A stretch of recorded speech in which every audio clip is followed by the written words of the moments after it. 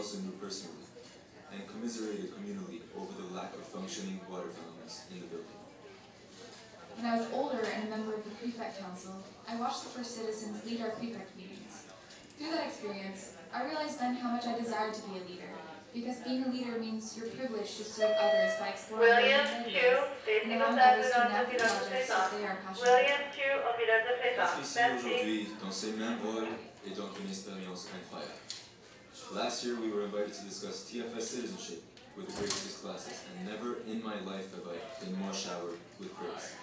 Afterwards in the hallways, we both turned to each other and said, "Whoa, this just got way more real." Et je pense que c'est ça le rôle d'une première citoyenne, comparé à celui de head girl. A first citizen is someone who models integrity and living as a member of a community.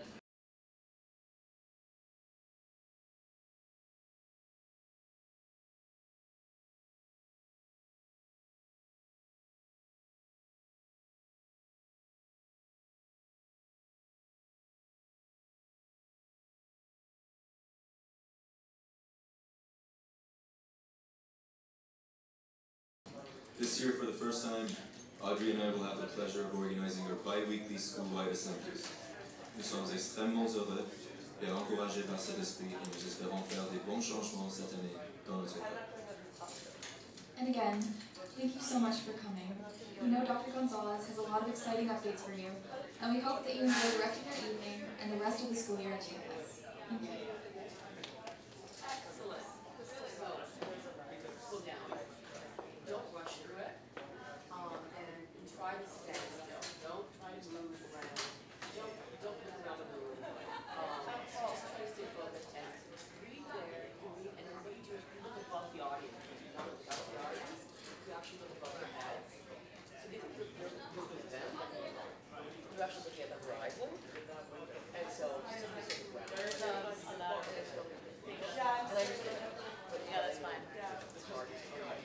Do you want to finish for me? I'll do that.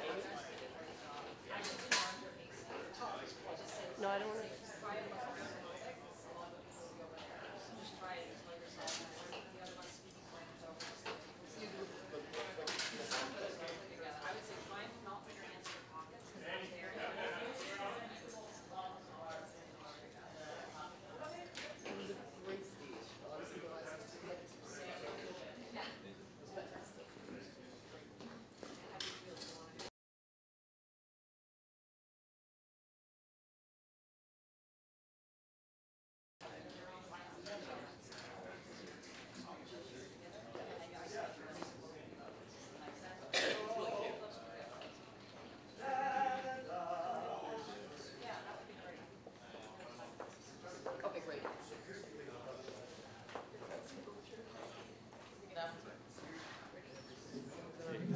Soda.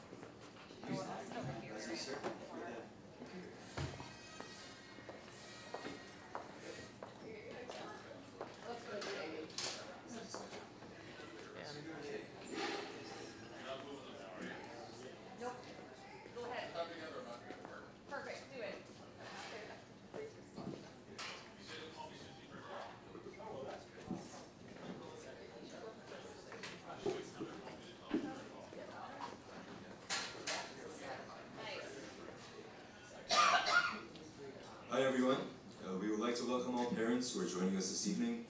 As TFS's first citizens, les premiers citoyens, nous voulions vous remercier d'être avec nous ce soir. Summer has come to a close, and I'm sure you, parents, are almost as excited about the start of school as we are. But in all seriousness, we wanted to take this moment to speak to you about our experiences at TFS and what this school means to us personally. When you think of TFS, or at least when I think of TFS, the first word that comes to mind is the word diversity. I think diversity is one of the strongest suits of our school. That is because diversity encourages perspectives, and perspectives lead to personal growth. In my own circle of friends, we all have different backgrounds, including people from France, Brazil, Iran, Lebanon, Vietnam, Bermuda, Turkey, etc.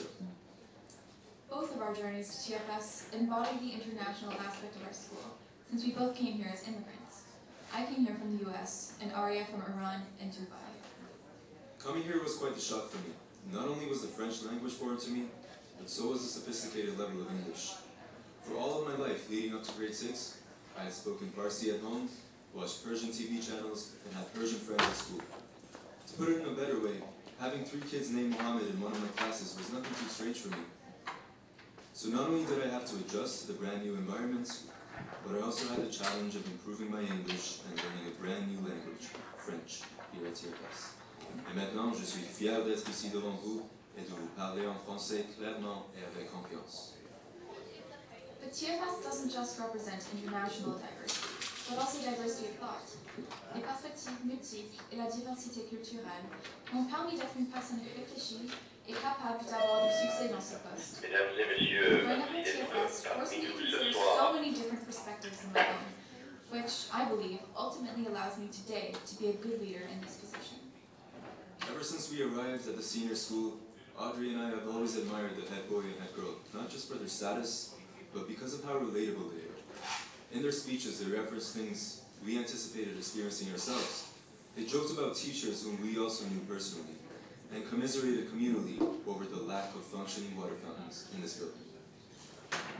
When I was older and a member of the prefect council, I watched the first citizens lead our prefect meetings.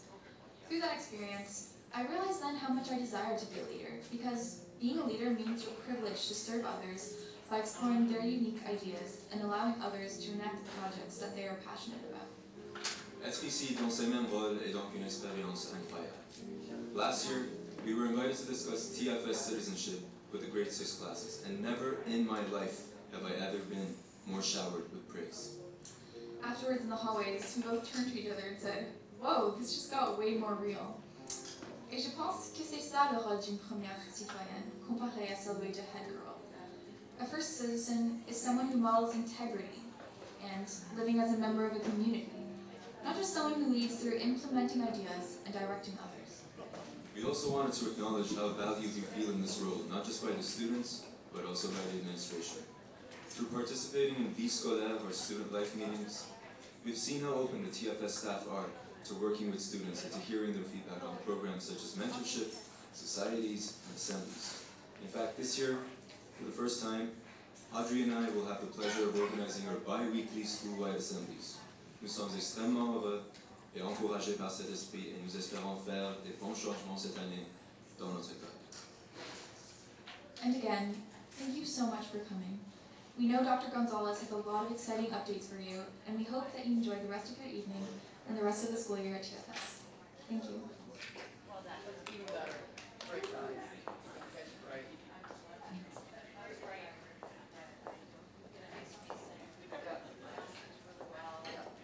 You swapped a really nice point to your boss. Yeah, so that's great.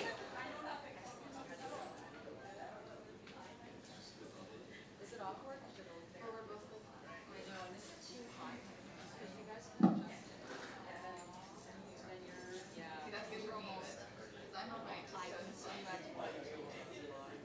It's easier if you each take like just one of these step back versus two walk. I got too much movement. Yeah.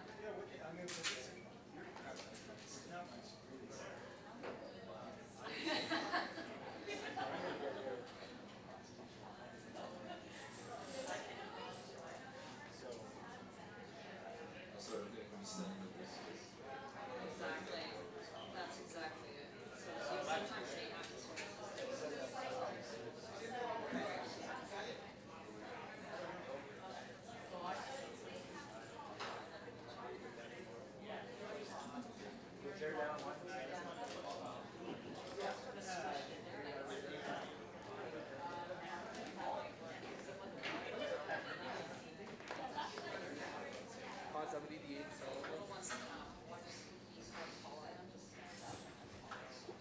Audrey, is it too hard for you to work down a little bit more or which?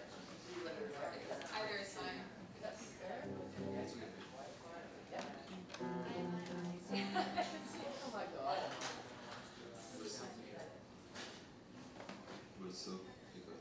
Yeah. Not as much. I'm gonna be looking down on this paper. So, can you hear me? Test.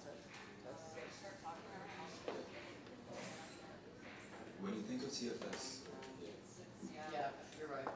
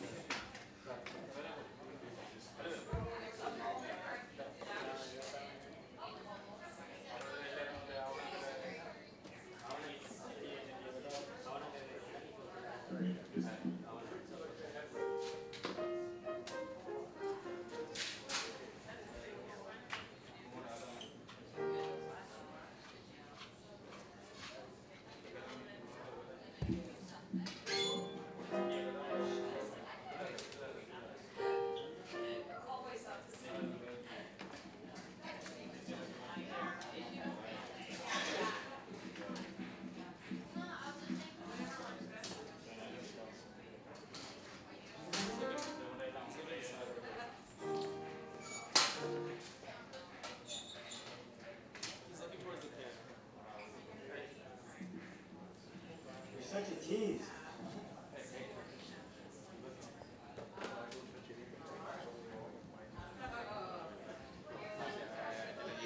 Play the song.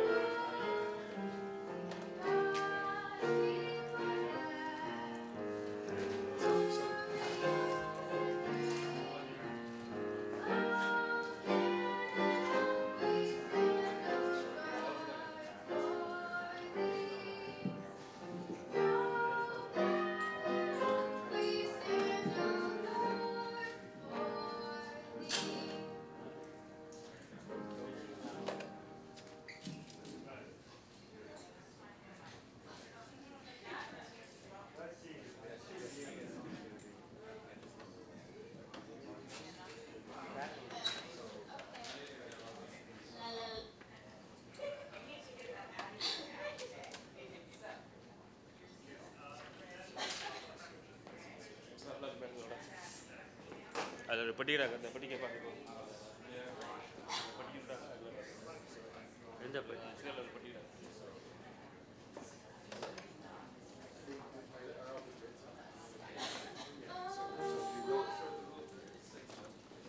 You don't center the person, so if you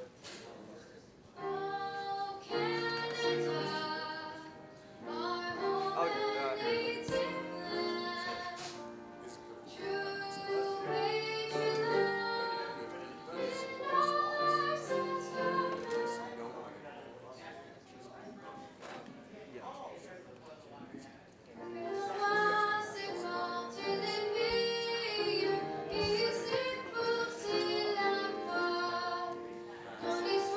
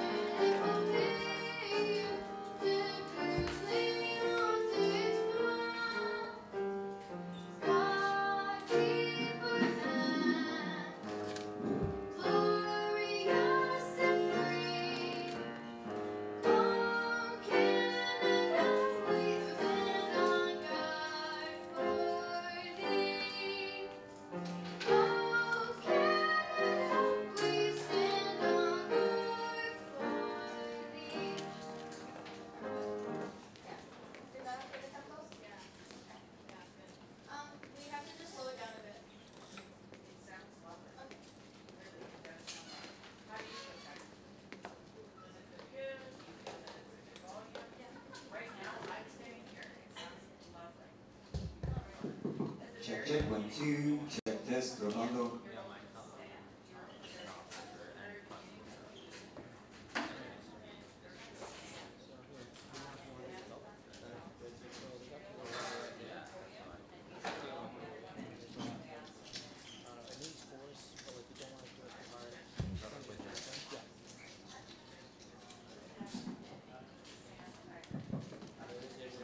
Okay, I'm gonna go get some cars, okay?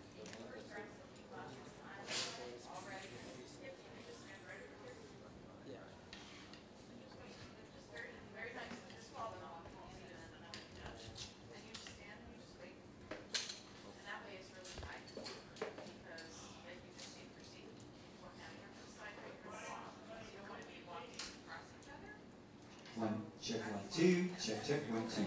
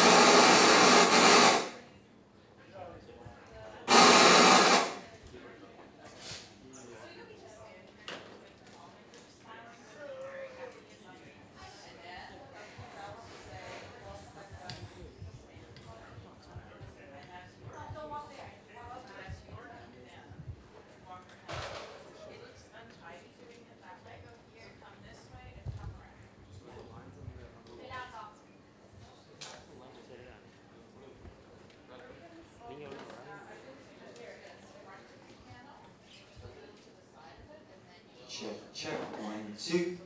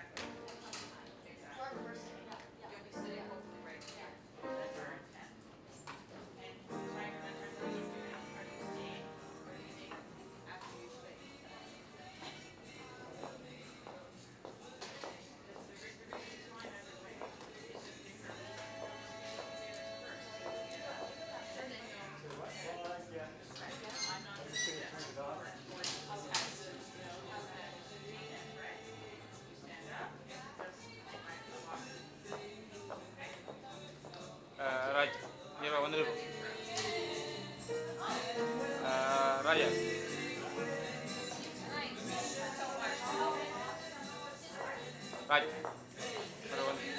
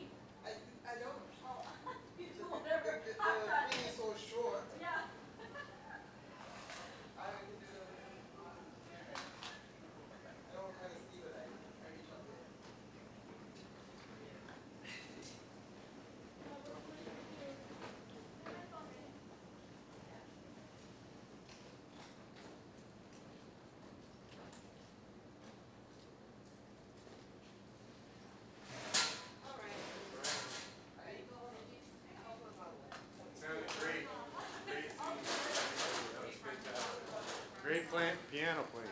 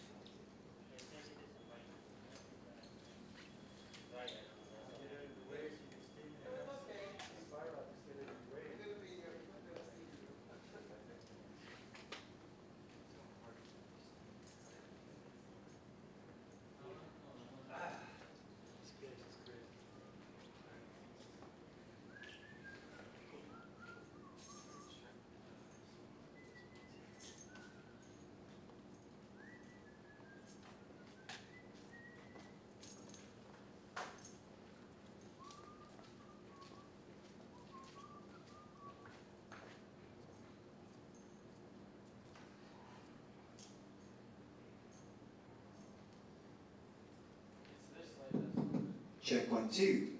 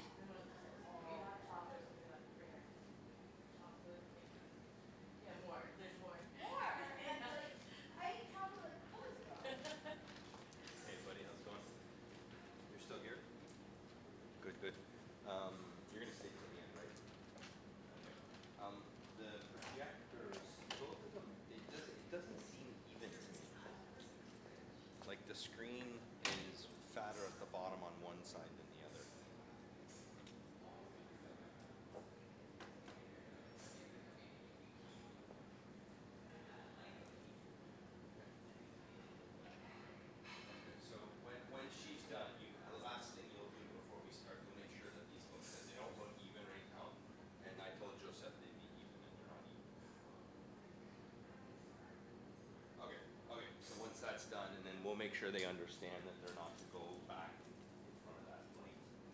Okay. The other thing was if we use the digital studio presentation, the laptop that's going to drive the PowerPoint is sitting at the front of the room where everyone will be looking. And I don't understand what that's going to look like if someone keeps having to click. And I definitely don't want the person clicking on the telephone because that's going to look terrible. Right? It's going to be like this person doesn't hear me, this person doesn't hold with their kid or they don't like their control if they're not paying attention. So, okay.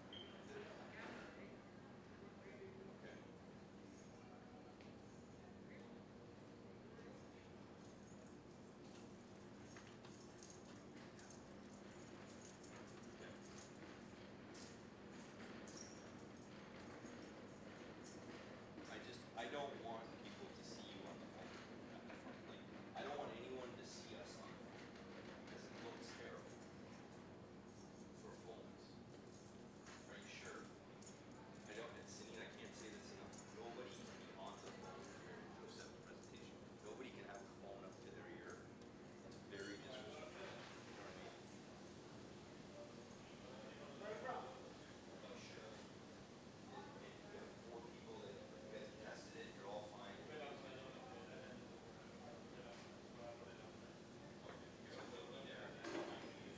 feel good about it? Okay. Is there anything that you're worried about right now?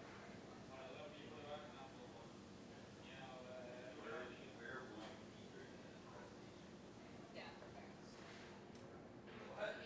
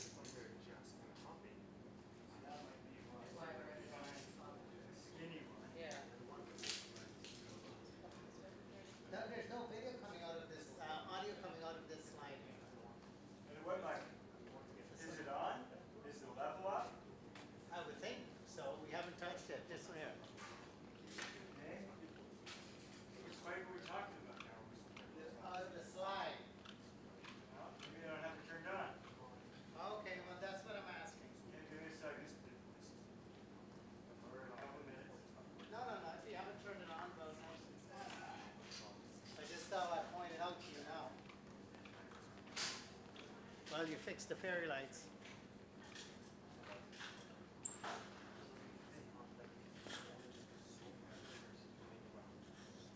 You see, this is the dark one, because then there's a light coming on that.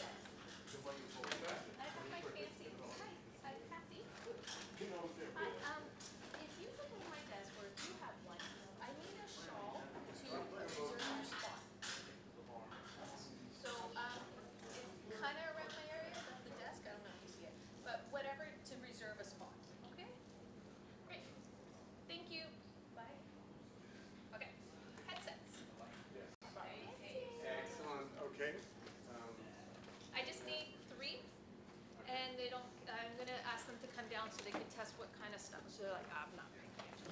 So one's for Sinead, one's for Amy. She's not picking. I'll give her the other one. Okay. Well, you have a Oh yeah, I have 6. Yeah. So it's whatever you guys want. They're not Oh, I picky. see. Thank you. So I'm gonna take mine, but if you guys want to use them, more than welcome.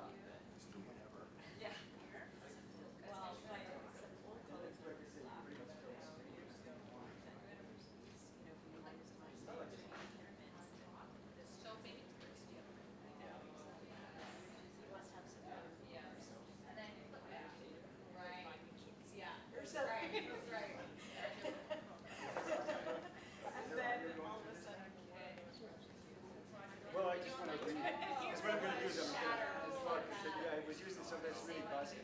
So I'm going to unplug that mic when you finish with Canada and plug in. I know I do that. That's why it's not on now, but I'll plug it in just to Gotcha. see what happens. Yeah. Yeah, okay, so that's it.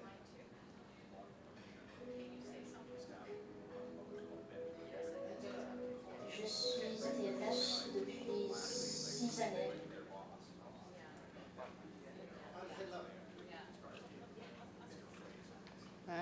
Wow. You guys are all wired up. Brittany? Brittany? What do you think? Sorry, we love this. We love this stuff. What do you think? I have to get mine in. But, oh, yeah. That's good, right? I think it's. Still sun's gonna come down. Yeah, well, the sun is shining on there. That's why that one is looking sharp. But I think they're pretty close in terms of positioning. So, yeah. Yeah, a lot more. Yeah.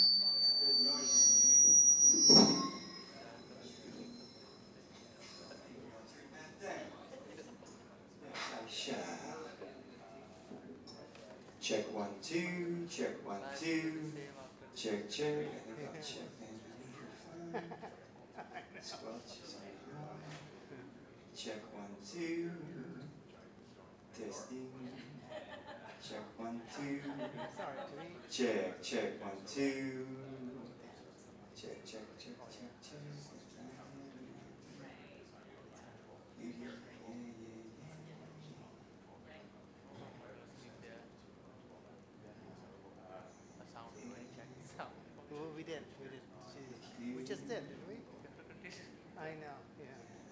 Yeah, right? Early, right? So where is this? He wanted to know where this was. Check 1, 2. Rajasthan. Oh. Check 1, 2. Check 1, 2. Testing 1, 2, 3. Check 1, 2. That's better.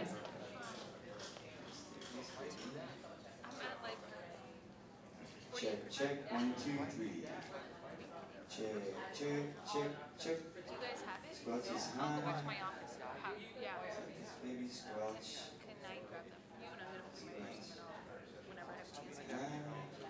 What? Oh no. I need to charge that. So you only have one charger here? I'm like 30 Every time I look at your screen, I get panicked. I think it's shattered. Check 1, 2. Check. Can I come with you?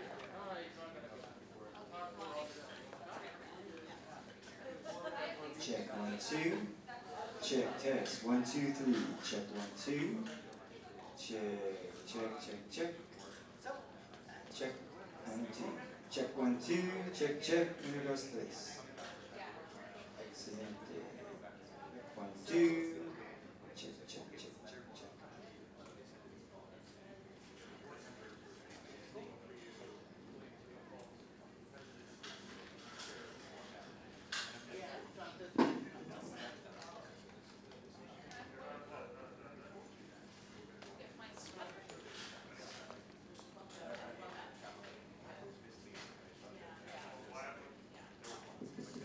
Check 1, 2, check, Universe place, probando.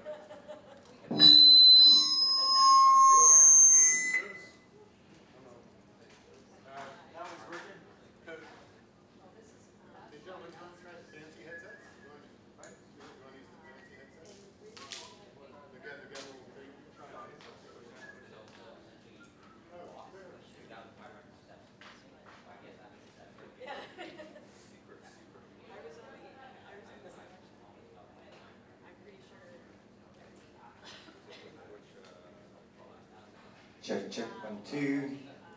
Check 1, 2.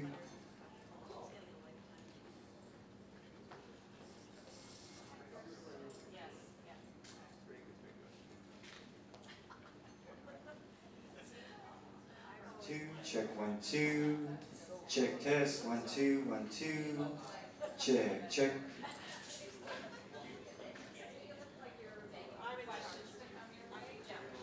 Check 1, 2.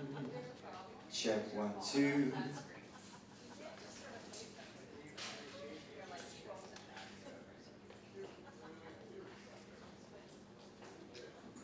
Check 1, 2, 1, 2. Check 1, 2. Check test.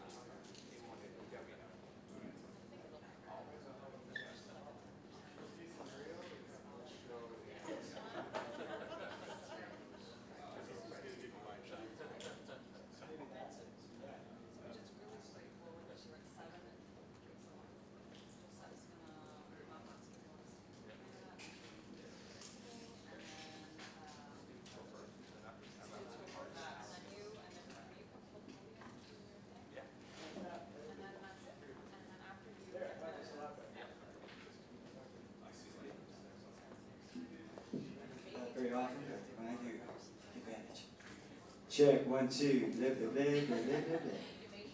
And conclusion, blah. Check 1, 2, 3. Check, check. That thing's working. That's going to go back over there.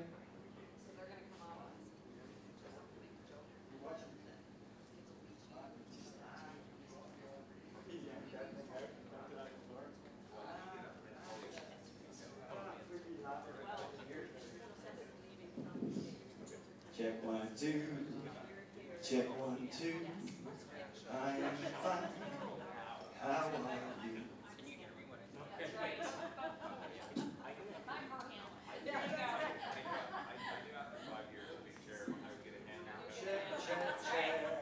Check the microphone. Check, check, check. Checking the microphone.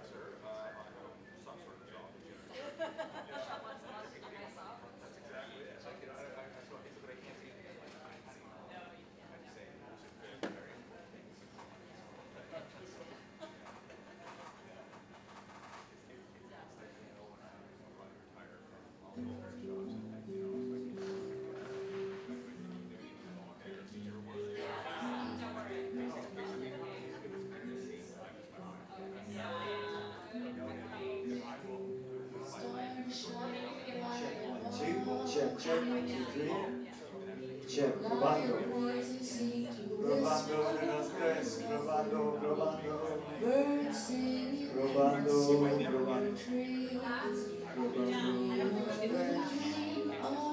Probando, probando, probando, 1, 2, 3. Just hold me tight and tell me you'll miss me while I'm alone and blue as can be. Check 1, 2. Check, check, 1, 2, 3. Stars waiting for hardly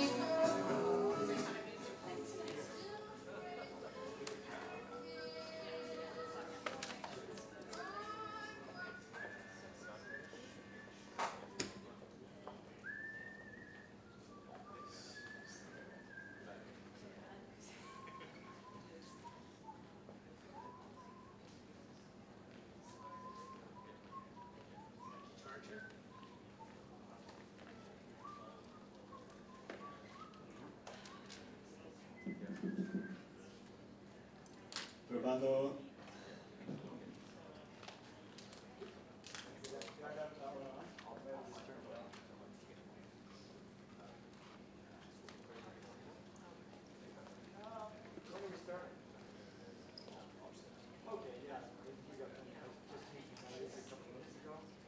Hello, hello, hello, hello. Can you hear me? Can you hear me?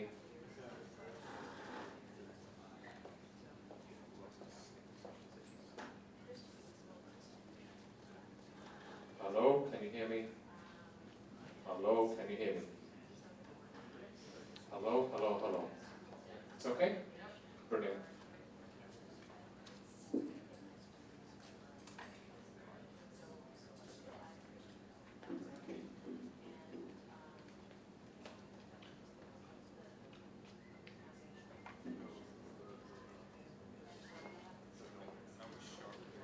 You have the best job. You're standing up on a platform with all these people like down the middle. It's so cool.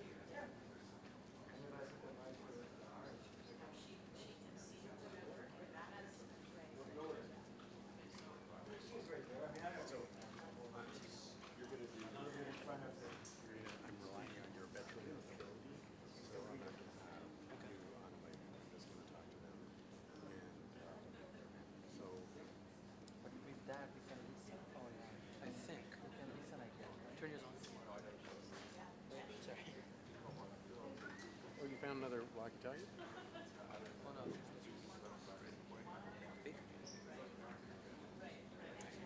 I'll try it on the yellow one, see if it works. Because this we can use a regular headset on. Yeah, we only have 3. Oh, okay, that's good. So it's just weird if they're just headset. No, just the walkies. actual walkies. Oh, okay, So, but what I'll do is... Which walkie you can have that connector, right? Yeah, but we have the other one anyway. Like we have the proper headset. Oh, okay. So what we are missing one walkie-talkie. There are walkie-talkies. So you don't have anything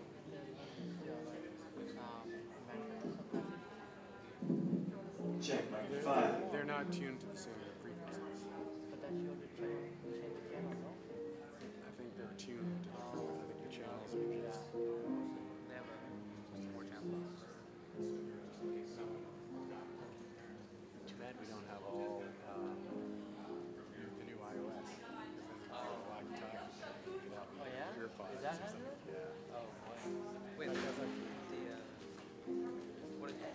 yeah, so you it's push to talk. So you use your iPhone or your Apple Watch, and you just use it for actually, I don't know if you can do multiple. Yeah, maybe just need one. Okay, so let's talk this through. In that case, you guys are going to be doing mostly, so you're going to be doing long shots, okay? So hopefully like before, and when people, and when you know, if you change and someone's here, pull back, so you get the audience view, and then pull in. You know how it goes, so before you begin, so basically when you're counting on moving to the audience shots, I think we're going to, you guys will do the actual technical frame. So I think, I forget who's the real, are you the close-up? Which one? You're this one? Okay, so you're the, yeah, makes sense, because you're closest to the technical frame. So I'll just talk to you guys. You keep that one. Who? Yeah.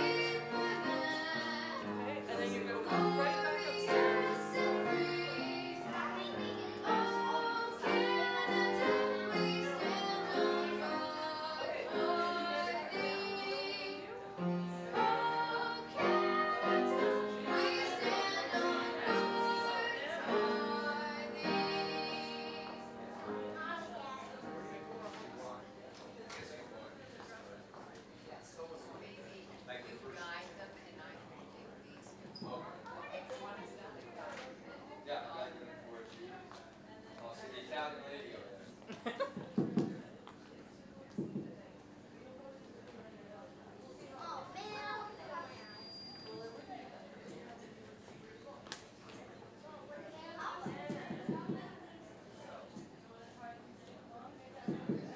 Check, check, 1, 2. Oh, yes. Mr. Fraser, come up, come up. I'm size what? I'm size 2.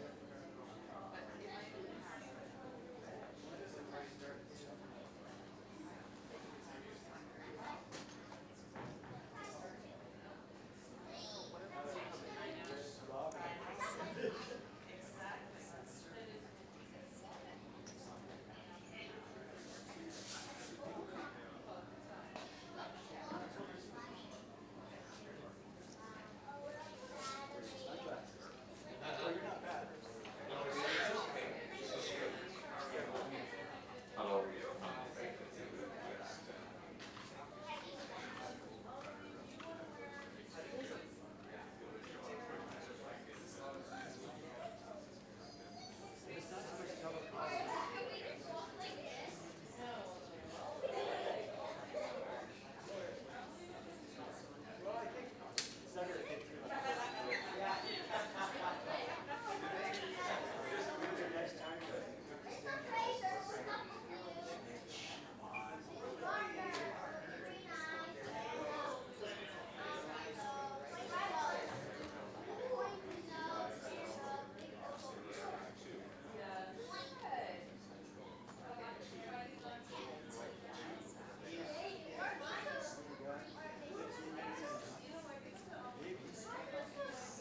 Hey, how are you? Good to see you. You too, you too. I know. Well, thanks very much. Hi, Mitch. How are you? Good. Good. Victoria. Thanks for all your help this evening. Really appreciate it.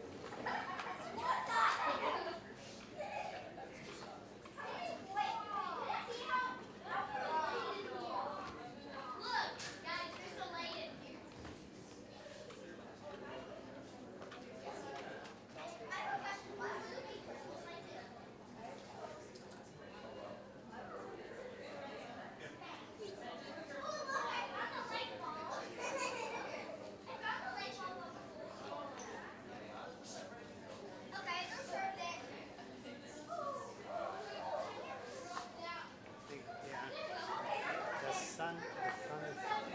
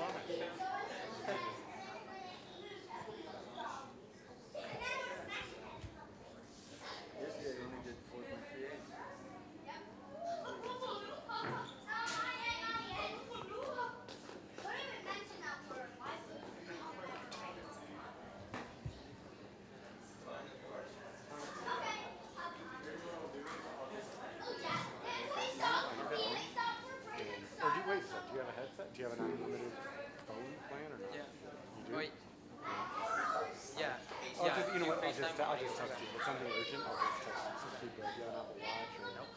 Yeah, we FaceTime because that's the only Wi-Fi. Oh, right. Yeah, FaceTime. How are you? So we could do. I'll just do a separate one. Yeah. That's a good idea. What? You know, I got something. It would be so nice to have a phone with a video jack because now. That's, I just carry this with me all the time. So smart. I used to. I lost mine and I just. I have one in the lab. It was unbearable for 2 months, and I said whatever. I just bought it. They're like $10. Yeah, it's so exactly. Oh, that's perfectly level. It's so yeah. You lose a little bit off. I'm sorry, I don't know the cool. So easy to lose. No one lets me in on that. Check. Okay, I If you have never a locked good it. pair of headphones that you like, just kind of leave it on that and use that. But Yeah. if you use I like leave, but then I switch between my computer and yeah, that's kind of what the best stuff. Seb, I'm testing. Can you turn it No, on? man. Just like turn it off so that.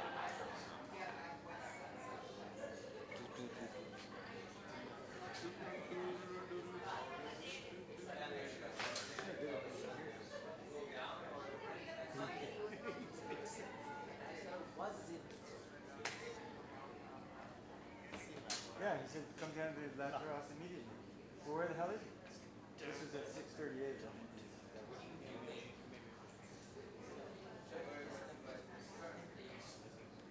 I don't know. So, yeah, okay. It's important to have it. So, tomorrow we're going to be too long. Well, I don't know. Tomorrow, I say I keep reading the talk. Can we leave this crap?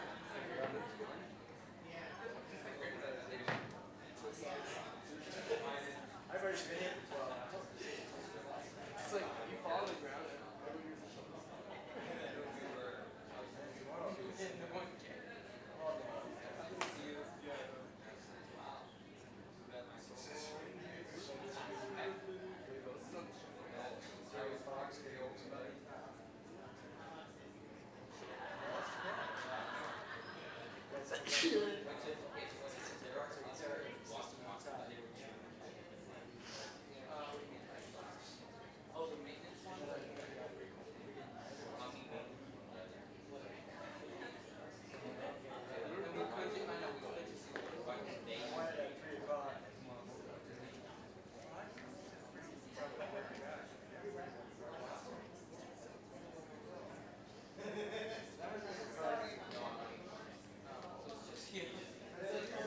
Minecraft servers alone. But I mean, this is it. What I hear.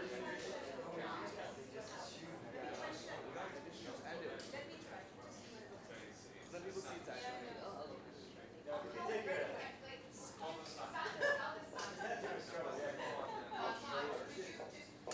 Yes.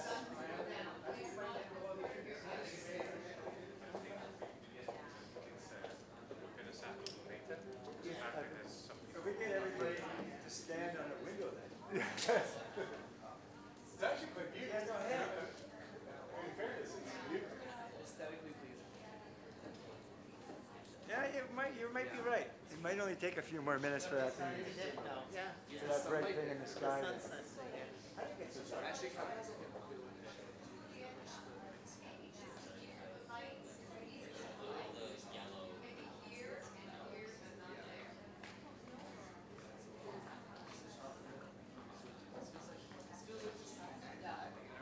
I'll flip a few and see what we can get.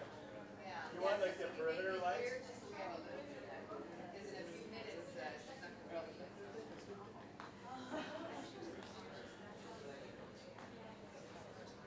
Yeah, okay.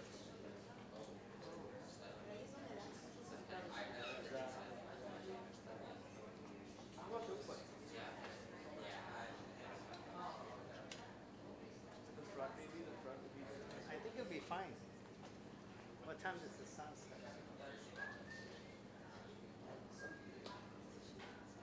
Some kid, junior, 2 years ago, he was a kid like Virginia. He used to watch and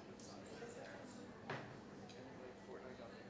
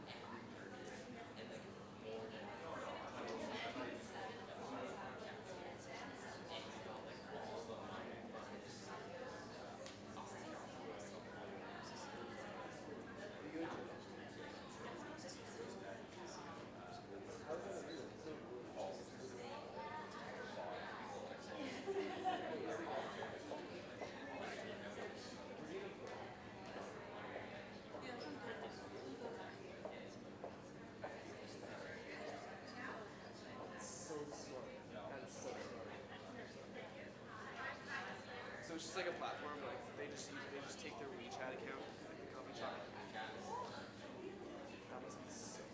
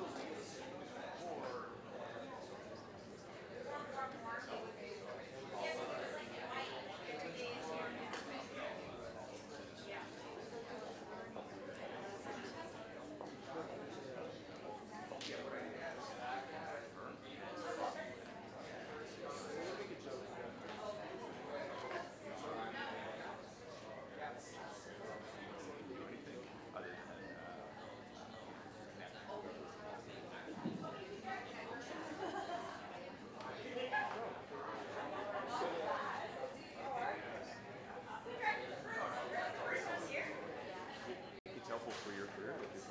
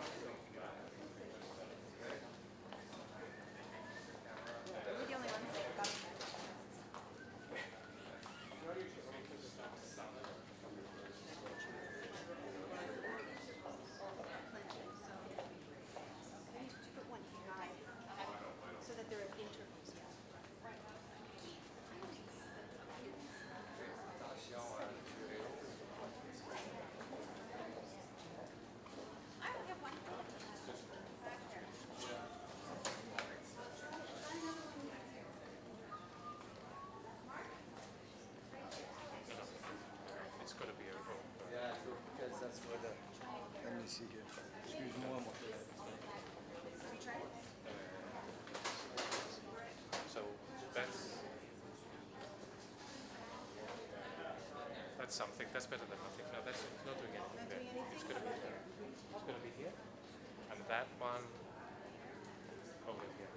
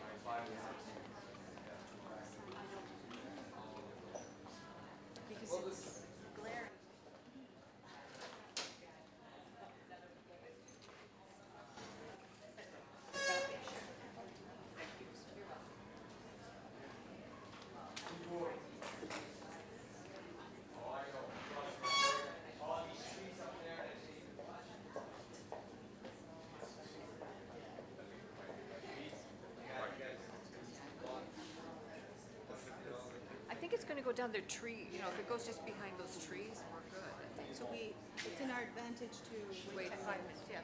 Even while they're seated, it's going to take a good 5 minutes, if not more, to seat everyone. I think by that time. My God.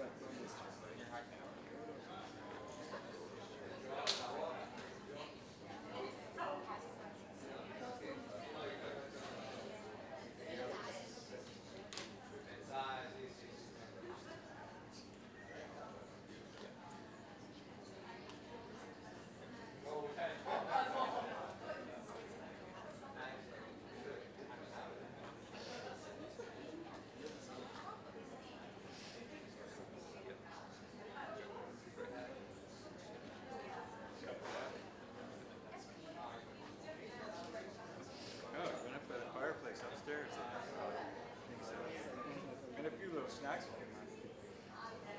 Those are strafe. Well, they're not. I ate some little cheesecake that was that big around. It wasn't bad. One bite.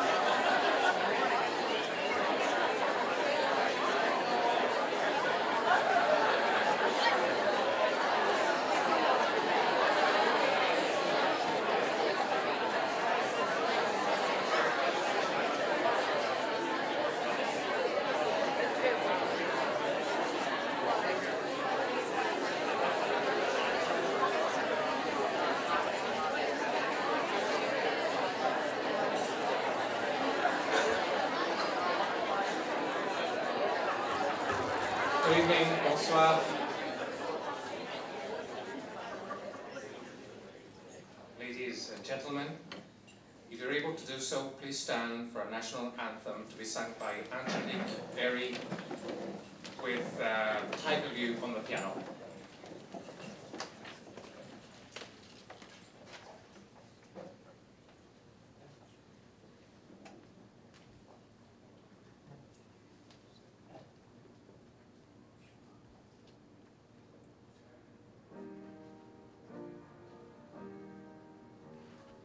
Oh, Canada, our home and native land, true patriot love in our son's command.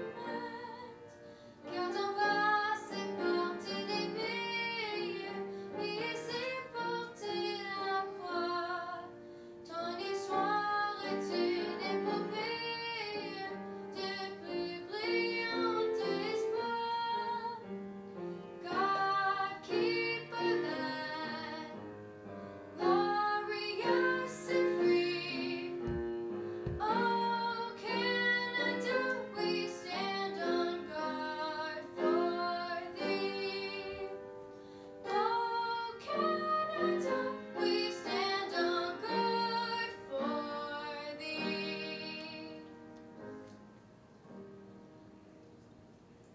Thank you very much. Please be seated. Thank you, Angelique and Tiger for an inspiring performance of our national anthem. Chair and honourable members of the TFS Board of Directors, esteemed members of the Heads Council, dear parents and friends of TFS, chers collègues, mes chers élèves, je vous souhaite une très chaleureuse bienvenue au discours de rentrée du chef d'établissement. I wish you all a very warm welcome to the annual Heads Address. Given the importance of this community gathering and in keeping with public protocols that build respectful relationships with First Nations, please allow me to start by acknowledging this sacred land. A land that welcomes us today and has been the site of human activity for 15,000 years. This land was a territory of the Huron-Wendat, the Piton, the Seneca, and most recently the Mississaugas of the Credit River. This territory is subject to the dish with one spoon, one palm belt covenant, an agreement between the Iroquois Confederacy and the Ojibwe, as well as the respective allied nations, to peaceably share and care for the resources around the Great Lakes. Aujourd'hui, Toronto se veut toujours un lieu de rencontre fréquenté ou adopté par plusieurs autochtones des quatre coins de l'île de la Tortue, et nous sommes reconnaissants d'avoir l'opportunité de travailler dans cette communauté et sur ce territoire.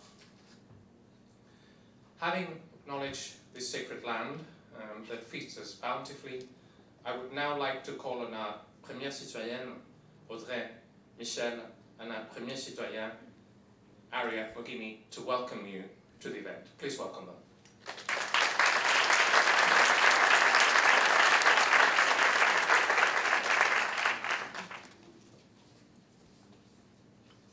Hi everyone, we would like to welcome all parents who are joining us this evening. As TFS's first citizens, les premiers citoyens, nous voulions vous remercier d'être avec nous ce soir.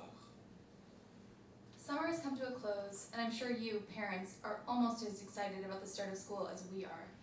But in all seriousness, we wanted to take this moment to speak to you about our experiences at TFS and what this school means to us personally.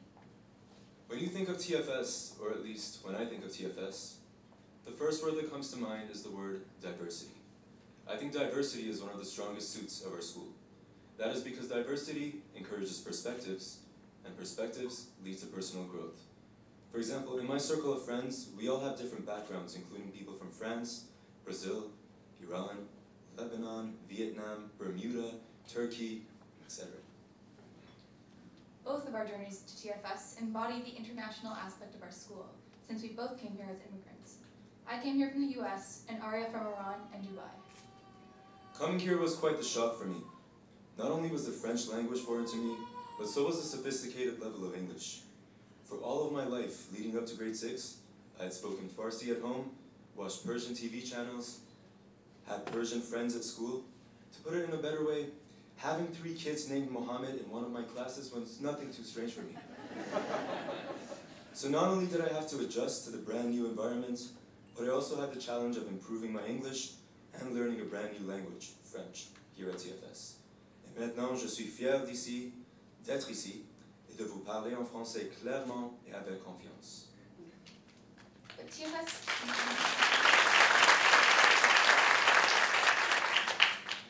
doesn't just represent international diversity, but also diversity of thought. Les perspectives multiples et la diversité culturelle m'ont permis d'être une personne réfléchie et capable d'avoir du succès dans ce poste.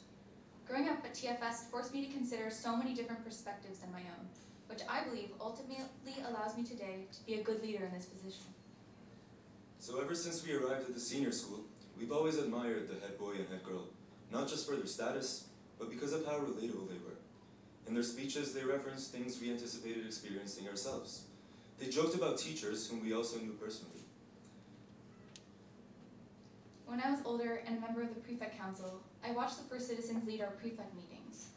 Through that experience, I realized then how much I desired to be a leader, because being a leader means you're privileged to serve others by exploring their unique ideas and by allowing others to enact the projects that they are passionate about. Donc être ici dans ces mêmes rôles est une expérience incroyable. Last year, Audrey and I were invited to discuss TFS citizenship with the grade 6 classes. And never in my life have I been more showered with praise. Afterwards in the hallways, we both turned to each other and said, "Whoa, this just got way more real." Et je pense que c'est ça le rôle d'une première citoyenne comparé à celui du head girl. A first citizen is someone who models integrity and how to live as a member of a community, not just someone who leads through implementing ideas and directing others. We also wanted to acknowledge how valued we feel, not just by the students, but by the administration. Through participating in the Vie Scolaire or student life meetings, we've seen how open the staff at TFS are to working with students and to hearing their feedback on programs such as mentorship, societies, and assemblies. In fact, this year, for the very first time ever, Audrey and I will have the pleasure of organizing our bi-weekly school-wide assemblies. Nous sommes extrêmement heureux et encouragés par cet esprit, et nous espérons faire des bons changements cette année dans notre école. And again, thank you so much for coming. We know Dr. González has a lot of exciting updates for you, and we hope that you enjoy the rest of your evening and the rest of your school year at TFS. Thank you.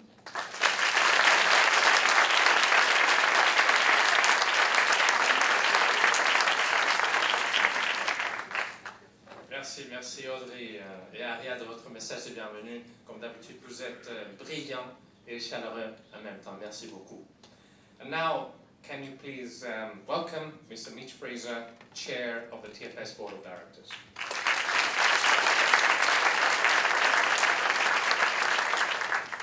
I love how close the seats are in typical TFS efficiency. It takes the word "love thy neighbor" to a whole new level. But I guess when you have this many people in the school who are passionate about TFS and want to hear the head's vision, this is the byproduct. Good evening, everybody. It's my pleasure to be here tonight.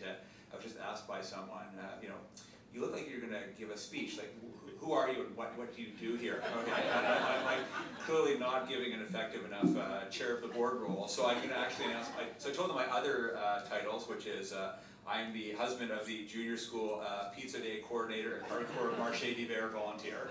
There we go.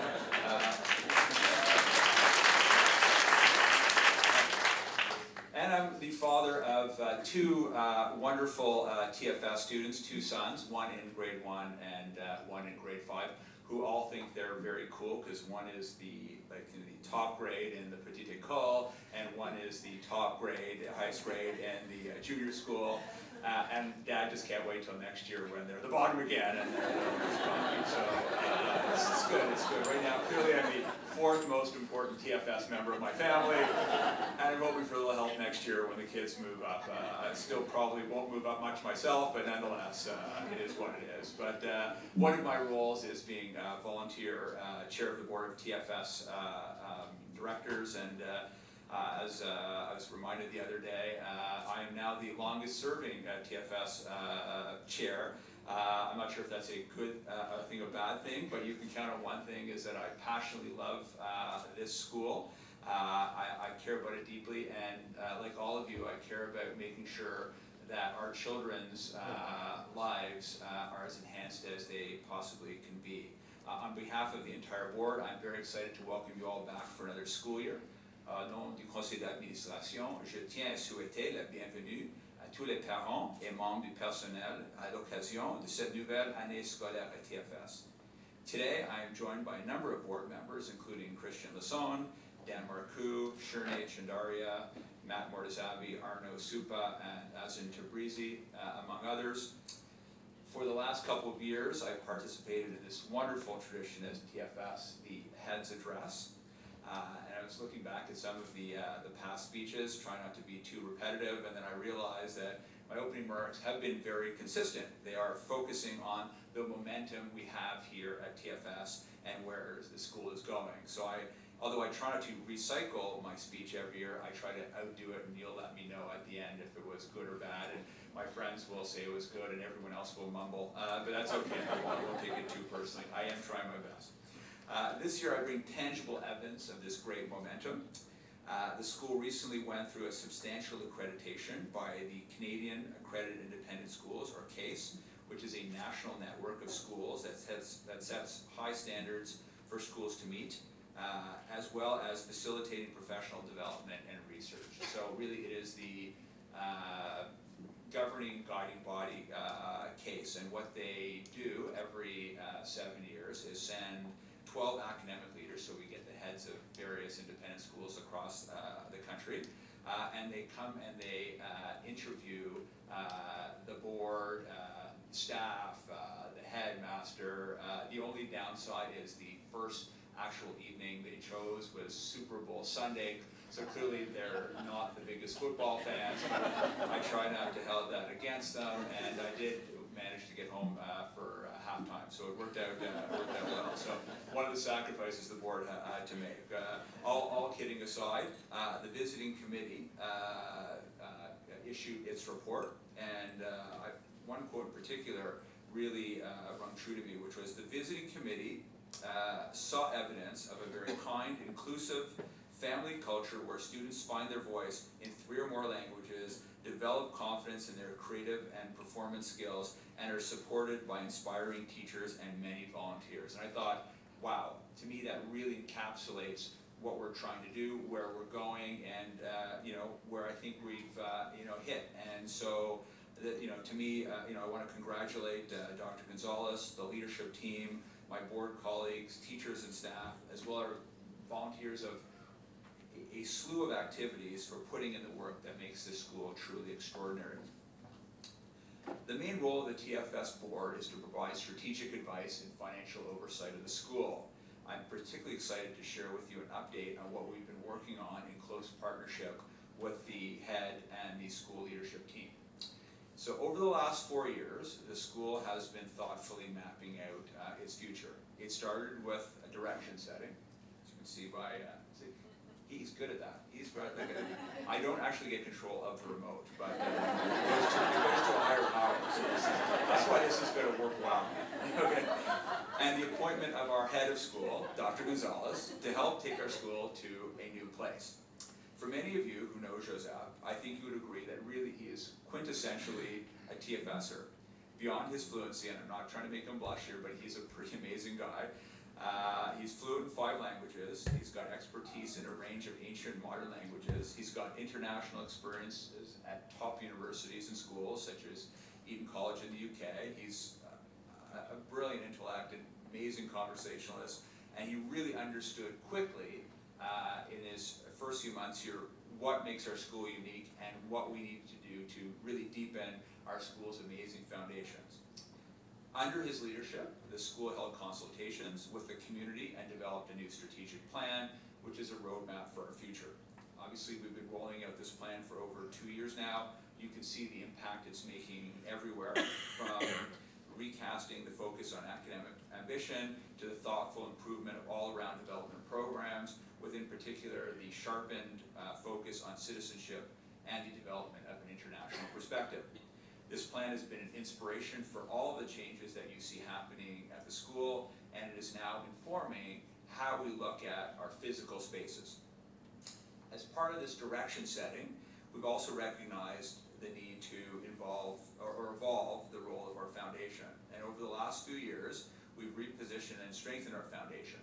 Last spring, we hired our first president, Kathy, and I said, I'll make you get up, but I'll make you just do a little wave there. Thank you, Kathy. Along with Kathy and our amazing foundation chair, Christian Lasson, we recently elected a new board of directors that is going to help us evolve our cultural philanthropy so that our future plans can actually really become a reality. So the next step in this journey was a needs assessment. We retained functional programming consultants, a company called Educational Consulting Services, or ECS, who met with our community to capture the current and future needs of our school. We looked at everything from operational plans, teaching and learning, to safety and sense of community. With this knowledge in hand, the team and the board have more recently spent time determining how the strategic plan can inspire our places and spaces to meet those identified key needs. The school hired an outstanding architectural and master plan consultancy firm, Diamond Schmidt, who many of you have heard of. If you haven't, they've recently completed the revitalization of the National Arts Centre in Ottawa. They were a partner in Vancouver's Emily Carr University of Art and Design, their new campus, and they designed the new Mariinsky Theatre in St. Petersburg, Russia, to name sort of a few of their amazing highlights. They undertook a comprehensive review of our functional program, and they really begun to test out the options of what might exist, really making the art of the possible. So this is where we find ourselves today. Dr. González in a few minutes is going to share with you the possibilities, the ways of our campuses and spaces can evolve over the long term to continue to best meet the mission of our school and the needs of our students. Looking further ahead, we'll soon be shifting to a more specific planning phase, which will include setting priorities of the rollout, so the phasing, the municipal approvals, developing site plans, retaining an architect, developing and rendering signs and construction plans for the first phase of this construction. Now, obviously, all of this is not going to happen overnight. It's going to take some time. We're not at the stage yet of sharing drawings. We're getting pretty close, but we're on a wonderful track with transformational visions lying ahead for our students and our school. I hope you're excited to hear about the future, as excited as we on the board are, and the school leadership team. We're, of course, need your help. We need the help of our community to make things happen. So if you have any questions, I obviously ask you to reach out to any member of the board, or foundation board, or Kathy, or Dr. González if you want to get more involved. If you want to keep it right down to the basics, it was transforming the campus in not 3 easy steps, but in 3 steps. One was coming out with a strategic plan. We're in phase 2 now, which is going to be launching the master plan. And then we're going to need a capital campaign to actually implement the master plan, to fully implement our strategic plan. So in some ways, it's quite simple, but it is a big project. We're going to need the entire community to make the full transformation. And I appreciate you all being here tonight for the first step. So in closing, I wish everyone a wonderful new school year. Pour conclure, je vous souhaite à toutes une excellente année scolaire. Thank you again for entrusting your children's education to us. Merci, and I will turn it over to our head. Thank you very much.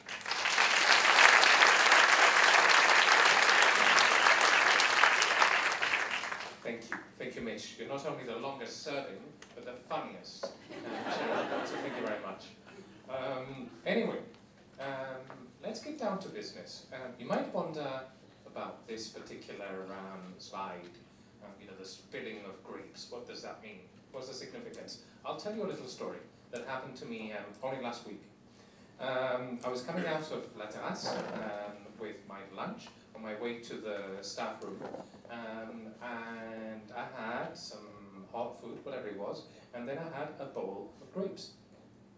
As I was on the main landing, I spilled all the grapes. I don't know why, I don't know what happened. Everything on the floor. And you know, it was half a second when I was embarrassed. This, you know, in public when you do something like that, it just doesn't look good. But that only lasted for half a second, and I'll tell you why. Because half a second later, there were 5 or 6 students helping me picking up the grapes. And it was quite something, because those students were not there because they pitied me or because they thought that I was going to do something good to them or because they hadn't even thought about it. As soon as they realized that there were grapes on the floor and that was obviously a danger to other people, without thinking about it, they knelt down like I was kneeling down and they were helping me.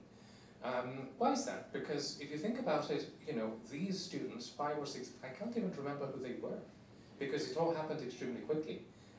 These 5 or 6 students, or however many it was, were probably on their way to lessons. So the decision, the ethical decision for them at that point was, do I rush to my lesson or do I help? And the answer is they helped. They didn't think about it. Instead of acting like individuals, they suddenly acted like citizens and realizing that there was a problem somewhere, without being asked, they went there to try and sort out the problem. And I chose to start with that because that's a theme of this evening's presentation, which is citizenship. When this happened, I went straight back to some of my basic texts about education, the kinds of things, the kinds of texts I read at university, you know, seminal texts about the purpose of education. There was one particular article that I remembered from the UNESCO Courier. You might know that the UNESCO Courier is the main journal of the UNESCO, the United Nations Organization for Education, Science and Culture. So there was one particular leading article from the month of January, the January-March edition, which said this, so I went back to it. What this says is, at a time when human rights, freedom of speech, peace, and the very future of our planet are more than ever questioned, education is a necessary utopia. Education is a necessary utopia, an essential asset that allows humanity to make progress towards the ideals of peace, freedom, and social justice. I thought, interesting definition. This is a definition that you know, got me thinking, and there are many definitions, but it got me thinking. In particular, this expression of you know, a necessary utopia. So I asked myself, is it really, truly necessary? Is education, from the point of view of educating our children, also in the values of citizenship, truly necessary? And then, of course, I remember one particular 2-minute video clip that I'm going to share with you. A video clip which is where you're going to see the destruction of war, but which I think is necessary to think about it in the context of education.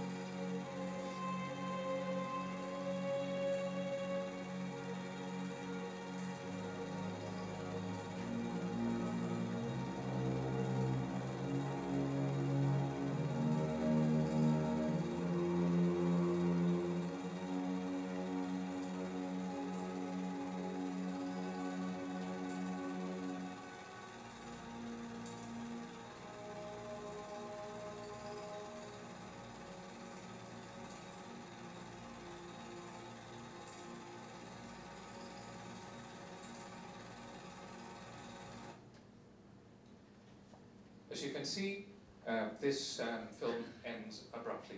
It ends abruptly because war is abrupt. History is ugly at times. And this is what makes me think this kind of thing, and you understand where the images come from, and of course it's 1945. I know that many people in this room will have had soldiers fighting in this war. Some of your families might have escaped from this particular war. Education is there also to ensure that this thing doesn't happen again. So when the UNESCO talks about a necessary utopia, it is necessary. Education must ensure that we don't fall into this kind of thing again. Education is there to preserve civilization, to ensure we don't fall into that sort of thing again. Education is there also to preserve the planet. At a time when the power of humankind, from the point of view of war, from the point of view of mass destruction, from the point of view also of the destruction of nature, is at the highest in history.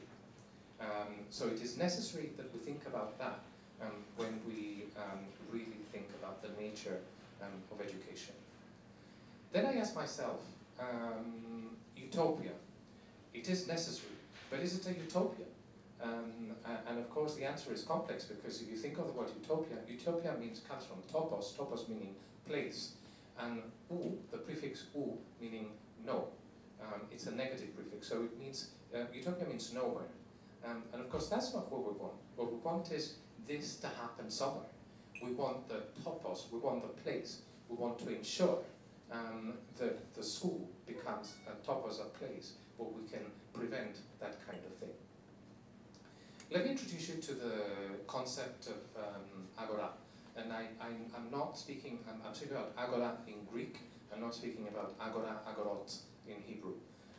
Agora in Greek, normally in English we say agora, is the main square. You know, in Athens, it was the main square where you could find the market and other public buildings. And very close to the agora, in a place called Nix. That's where the citizens' assembly used to happen. So the idea of the agora is that it's this meeting place, this place where on the one hand there's conviviality, there's fun, it's the public square. So there's fun, there's chatting, there's talking, there's running, there's playing.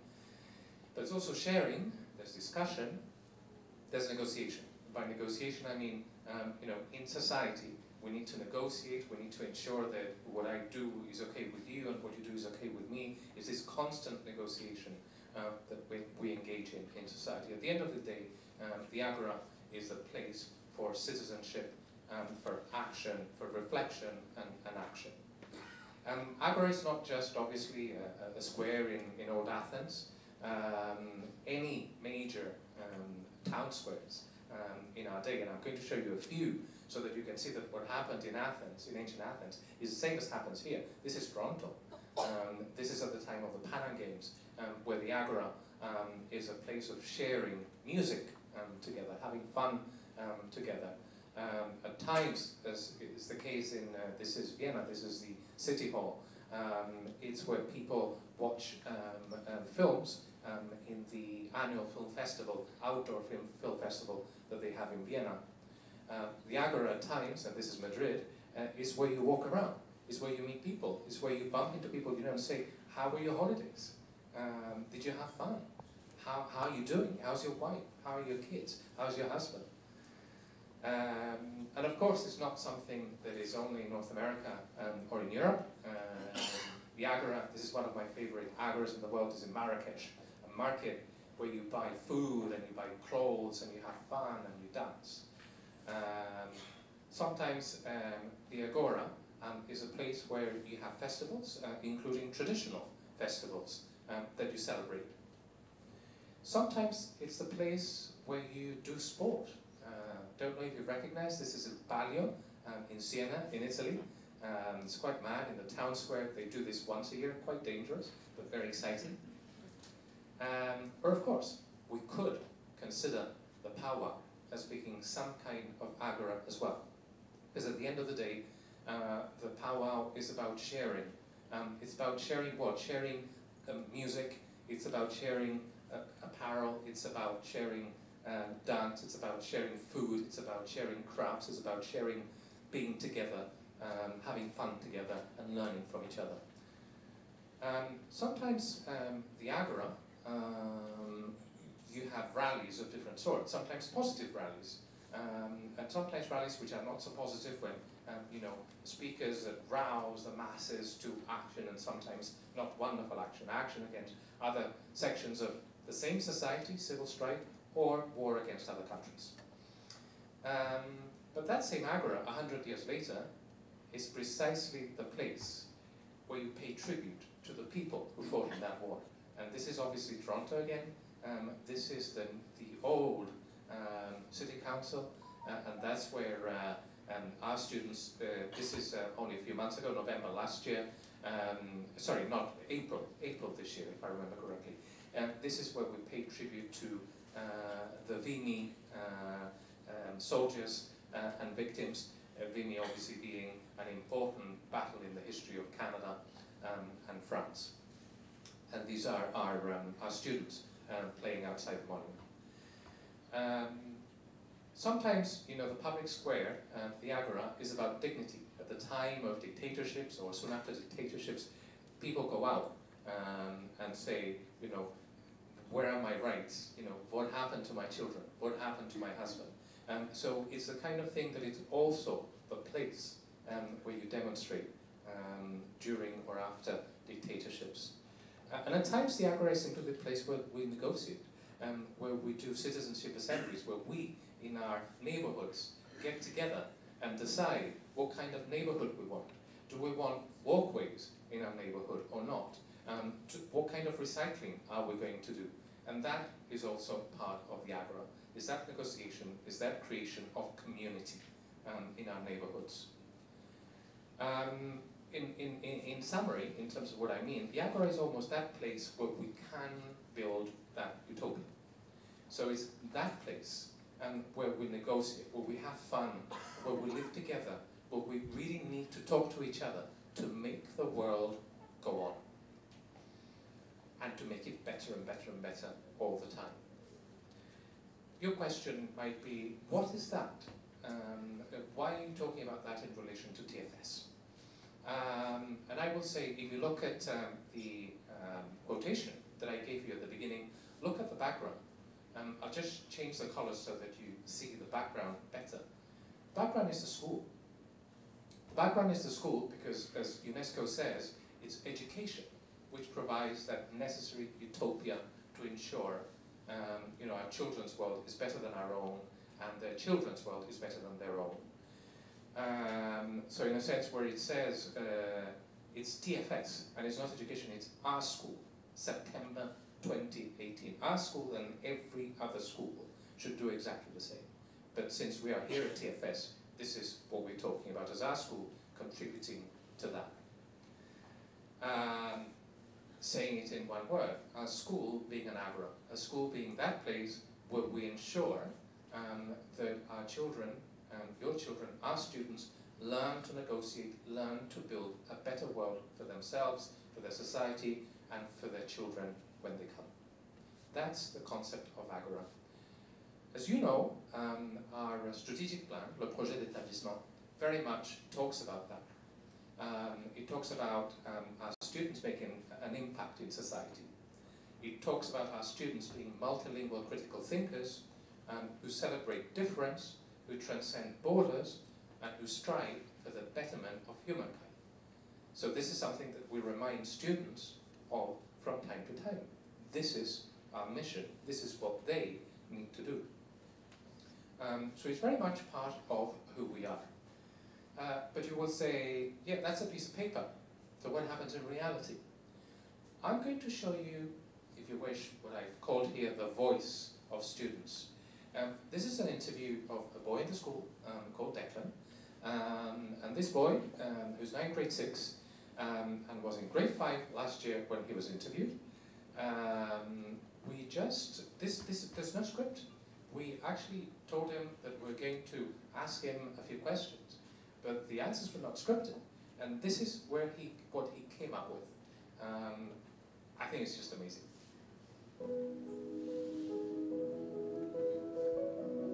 Je suis à TFS depuis 6 années. J'aime les unités de recherche, alors on peut observer et explorer les problèmes du monde. You get to talk about international issues as well as like finding problems and solutions that we can make to like change the world hopefully in the future, and particularly the dairy industry. And I love cheese, but unfortunately it is not the most kind industry in the world, and I'd really like to change how we do things and how we respect not only animals but other things such as indigenous rights, racism, sexism, discrimination in general. Children can use critical thinking and absorbing the information that we are exposed to every day to change the world and use our passion and beliefs to make a world a better place. I think Declan deserves a round of applause.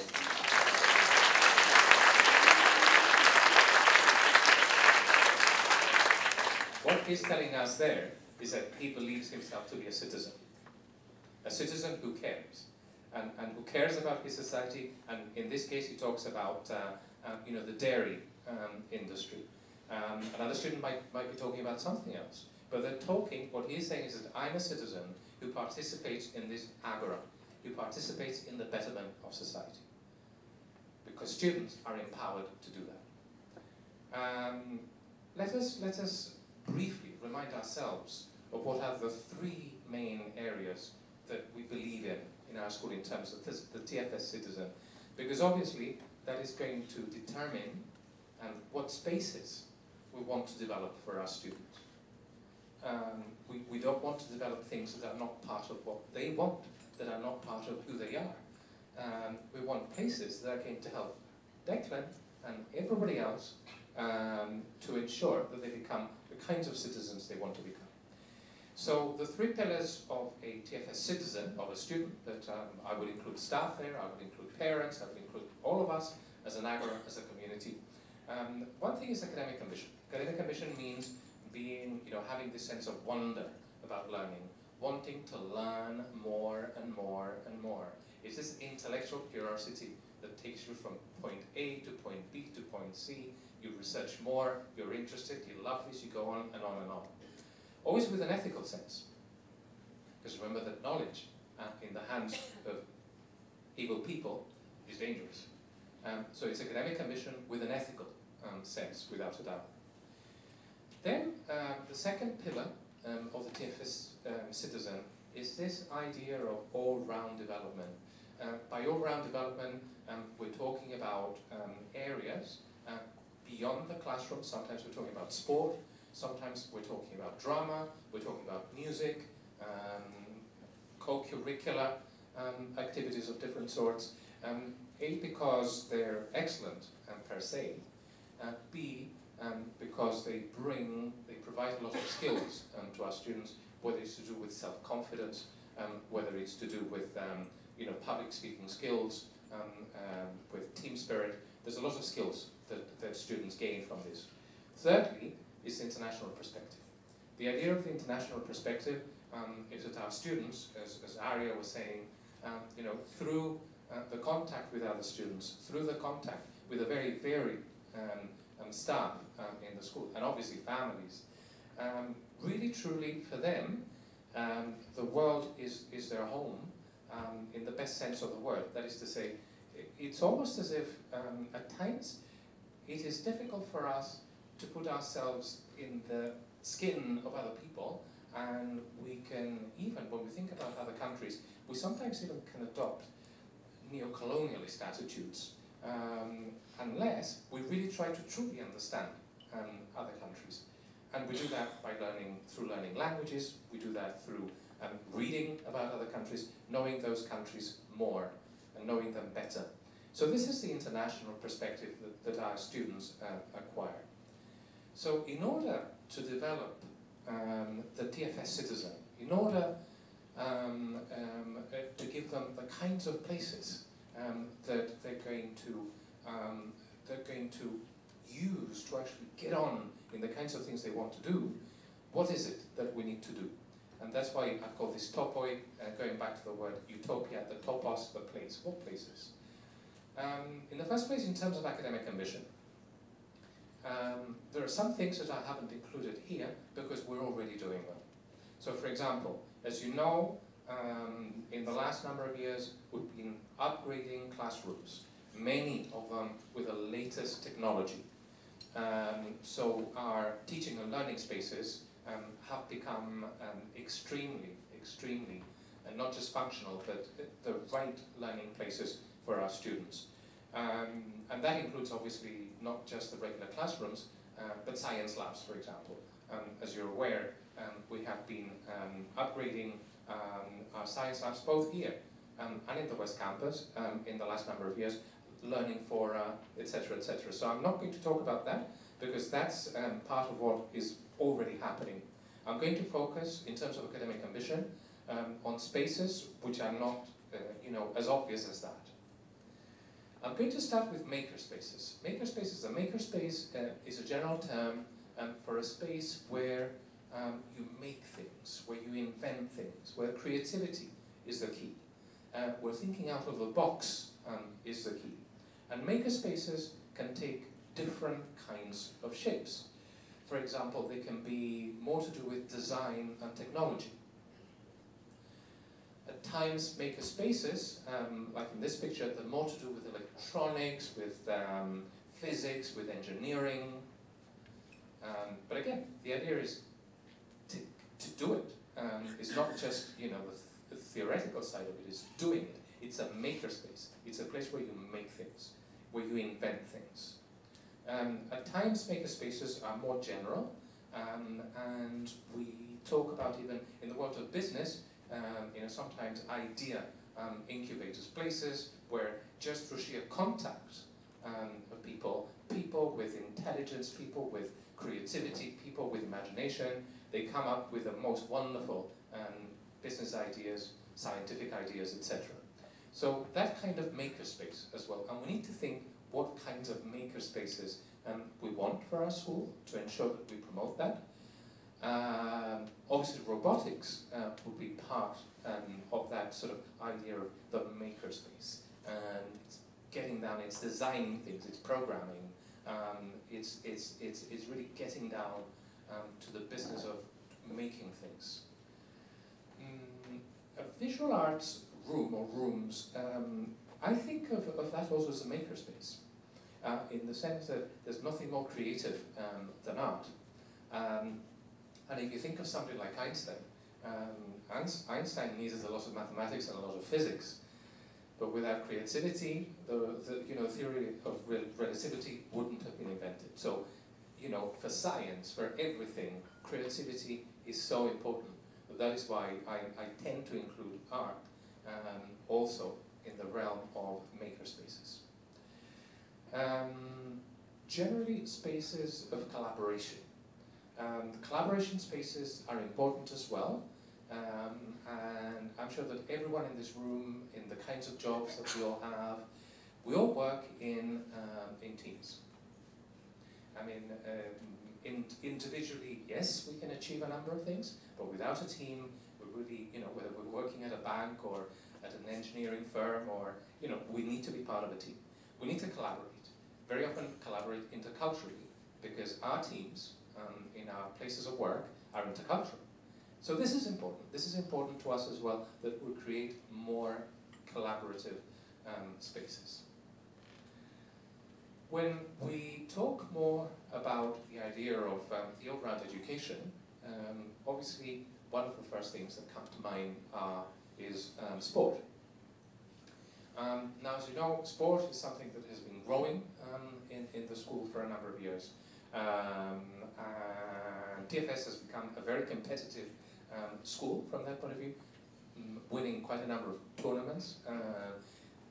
As you know, we now have an athletics director in the junior school and an athletics director for the senior school, which means that a lot of our junior teams are much more competitive than they used to be. So what kinds of spaces do we need if the school is relatively well served already in terms of sport? One thing is obviously the West Campus. In the case of the West Campus, one of the things that the community of the West Campus has been wanting for a long time is a gym. They have a gym, and it's a pretty gym, it's a good gym, but it's not big enough for to host competitions. Therefore, that is the key change to the West Campus. We propose building a gym which has the right size so that they can hold competitions there. That's the key thing. Obviously, in terms of the West Campus, there have been a number of things in the last few years. There's learning forum, digital space, reading project, lots of things happening over there. It's a very active and a very wonderful campus. But this is the main thing, and this change will trigger other smaller changes, but important changes. Whether we're talking about change rooms, whether we're talking about storage space. More importantly, perhaps an MPR, a multi-purpose room. So it depends on where we put this. It might trigger very good change to the campus beyond the gym itself. If we talk about our side here in Toronto, of course, the main thing that we're all looking forward to is a fitness room, a proper fitness room, not as something in a hole, but a proper, large, wonderful fitness room that can be used in the school.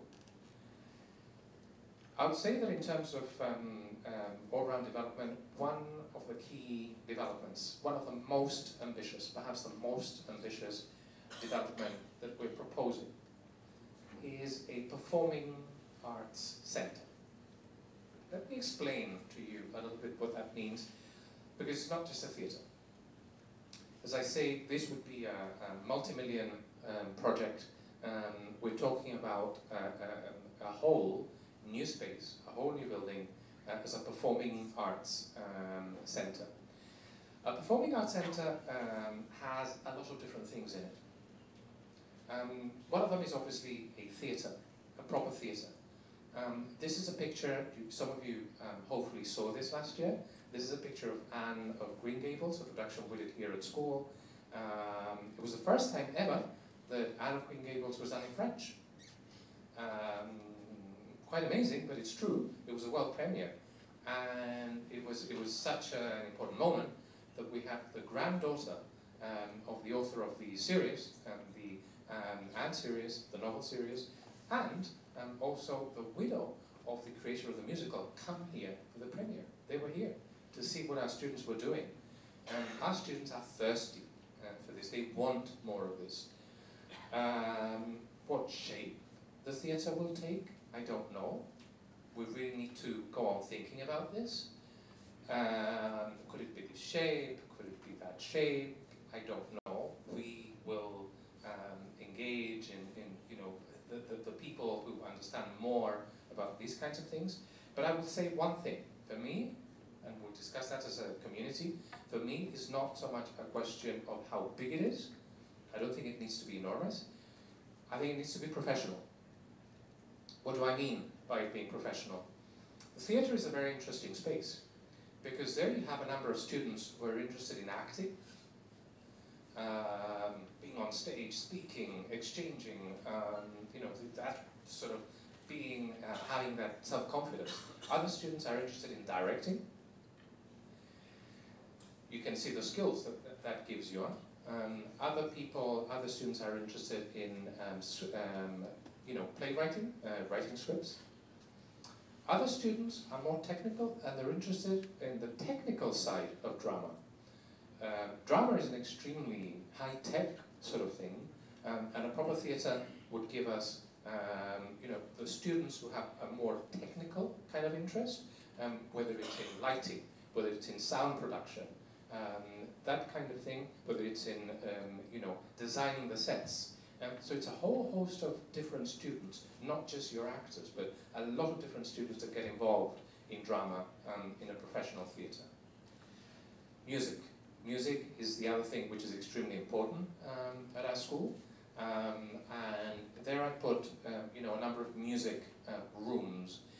And I've left it general. But by music rooms, what I mean is a number of spaces where the different bands can rehearse, and we have a number of different bands in the school.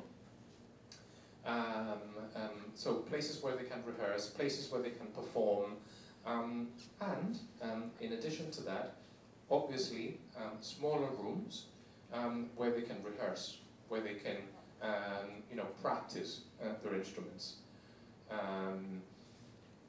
A number of rooms, obviously. Not just that, but a multimedia studio. As I was saying, these days, as you know, drama and music are also high-tech, and therefore, and our students are extremely interested in this. I mean, when it comes to, for example, filming, they're wonderful in terms of their ideas of what they want to film, and the script writing, and then the filming of it, and then the editing of it. It's something that could be with a better, a real multimedia studio. I think our students would really, truly enjoy that kind of thing. I think in that space, we also need some exhibition area. If our students produce very good art, and we know they do, because they win a lot of prizes, we should be exhibiting those works of art, as well as possible and as publicly as possible. When it comes to the international perspective, the international perspective, on the one hand, I mean, there you have a trip of, I think it was last year, some level 3s and one level 2, if I remember correctly, went to Peru. So trips, exchanges, that's something that we want to do more of. We're working to ensure that we do more of that kind of thing. But here I'm not going to talk so much about exchanges, because I'm talking about places. When it comes to the international perspective, of course, one of the most important things is our relationship with the environment. In Ontario, there's for our ecological, environmental sort of attitude, but it shouldn't stop there. I think as a school, we need to go on thinking in terms of our relationship with the environment, both in the West Campus and here, our footprint, and how we can ensure that our students are environmentally conscious, and go on doing the good work, the very good work that they're already doing. When it comes to this campus in particular, we need to think of the ravine. As you know, we make extensive use of our ravine, but we need to go on thinking about our relationship, ensuring that the ravine is closer to us. One of the first things that I learned when I came to Toronto is that they say that Toronto is not a city with a lot of parks, it's a city within a park. Because, it's like we're in nature, and here is a city inside a park. I'd say that TFS, we need to shift also, and rather than think that TFS has a ravine at the back of it, say that the ravine has a number of buildings, a school attached to it, but the center must be the ravine a little bit more. So we need to think of ways of how we can make that possible from a physical point of view, whether it's access, whether it's work in the ravine itself. We need to go on thinking about that.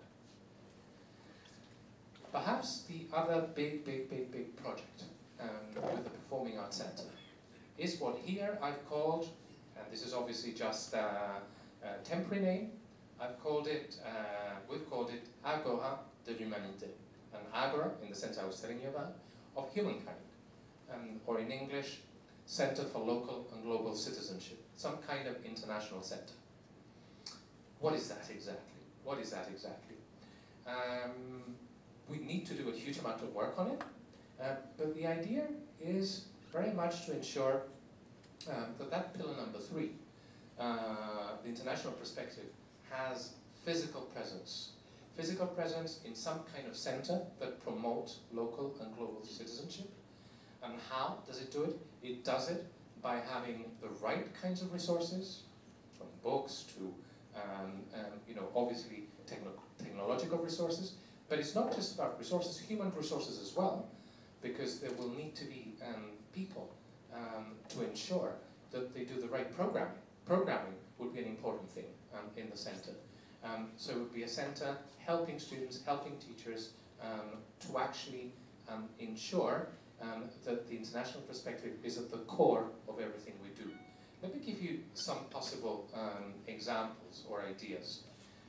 If we talk about international studies in general, I've written there a list of, politics, democracy, dictatorship, human rights, gender equality, the news, current affairs, hotspots. Imagine going into a center in which there's a massive map of the planet, interactive map of the planet where, today you see that, I don't know, there are elections in Mozambique, and today there are peace talks in Damascus. Well, when a student walks into the center, oh, right, okay, this is what's happening in the world, I get it. It's also about world governance, about international relations, about the management of conflicts, refugees, immigration, the economy, trade, world trade, with what's happening in NAFTA. I think it's quite an important thing to know about.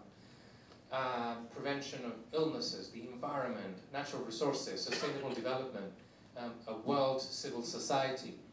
I put in languages of cultures there as well, because really, truly, to understand other nations, you really need to understand what they're saying. Because what they're saying it in a language that is really structuring their thoughts. And therefore, part of the center would be also to facilitate learning even more languages than we do now, either in the classroom or through resources where a particular student who's interested in a particular language that we don't teach can actually go into the center and learn that language himself, herself. Philosophy, ethics, anything that is going to give our students that truly international perspective. And when I say international, I don't think that's probably the right word. It's a perspective which is local. It has to be local to begin with. It has to be national. It has to be transnational, not just international, but transnational. And ultimately intercultural. Intercultural, what I mean by that is that we obviously, sometimes it's called cultural intelligence. The idea is that obviously when you come from a different culture, and we all work in multicultural teams, you need to be able to relate to those people. You need to be able to bridge the gap between my culture. I've been in Canada for 4 years now, 3.5 years, so a new Canadian, but at the same time, Spanish Catalan origin. Certainly my worldview is probably different from somebody who's been born in Tehran, or somebody who's been born in Beijing, and it's important to be able to relate and acquire those intercultural skills, that cultural intelligence, as sometimes it's called. In other words, is to help somebody like Declan and all our students to do the kinds of things they want to do. Just imagine if we have this center and Declan goes to the director of the center and he says, listen, I feel passionate about the dairy industry and I've been reading, thank you for having all these wonderful books and computers, I've managed to do a lot of research. I want to organize a national conference. I'm in grade 6, but I want to organize a national conference of Canadian students from all over Canada who want to come here, who have the same interest, so that we can discuss the future of the dairy industry. So I would like that director in that center to say, right, we'll help you. That's going to happen. It's going to take a few months, but we're going to do it. So that's what I mean by an international center, is enabling our students, empowering our students to go on with their own, the kinds of activities they want to do. I've called this section citizenship spaces, spaces of citizenship action. What do I mean by that? Of course, our students feel strongly about a number of causes. But let me show you, for example, an assembly hall. Why is an assembly hall important? Why are assemblies important? In assemblies, what we try to do is we try to transmit matters of significance to the next generation. And I showed you a film at the beginning in which obviously it was important to transmit that to the next generation. That's why assemblies are important. This last year, last academic year, for example, every year we hold a Holocaust assembly. And last academic year we had the pleasure of listening to Mr. Bill Glide and Gleid, who's a survivor of the Holocaust, and also Mrs. Denise Hans. Mr. Bill Gleid is the gentleman in the center with white hair. Denise Hans is the lady sitting down. Unfortunately, Bill Gleid passed away a few months ago, but he was here to talk to students, and he was in full form. He was in, he was here. He managed to bear witness to what he had lived. I can assure you that the students who attended that assembly will never forget it. I won't forget it. I spoke at that assembly because I was moved, so I had to ask a question, and I had to have an answer. And I think it's important that we do that kind of thing. Remembrance Assembly. The Remembrance Assembly, again, it's one of those important assemblies that we do every year in which we remind ourselves of what not to do. I'm going to show you a short film which is about soldiers, which is about the Remembrance Day, which I showed senior school November last year. Au fil du temps, gravé dans nos esprits,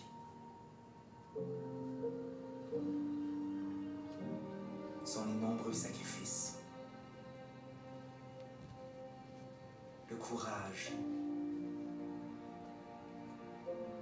et la fierté.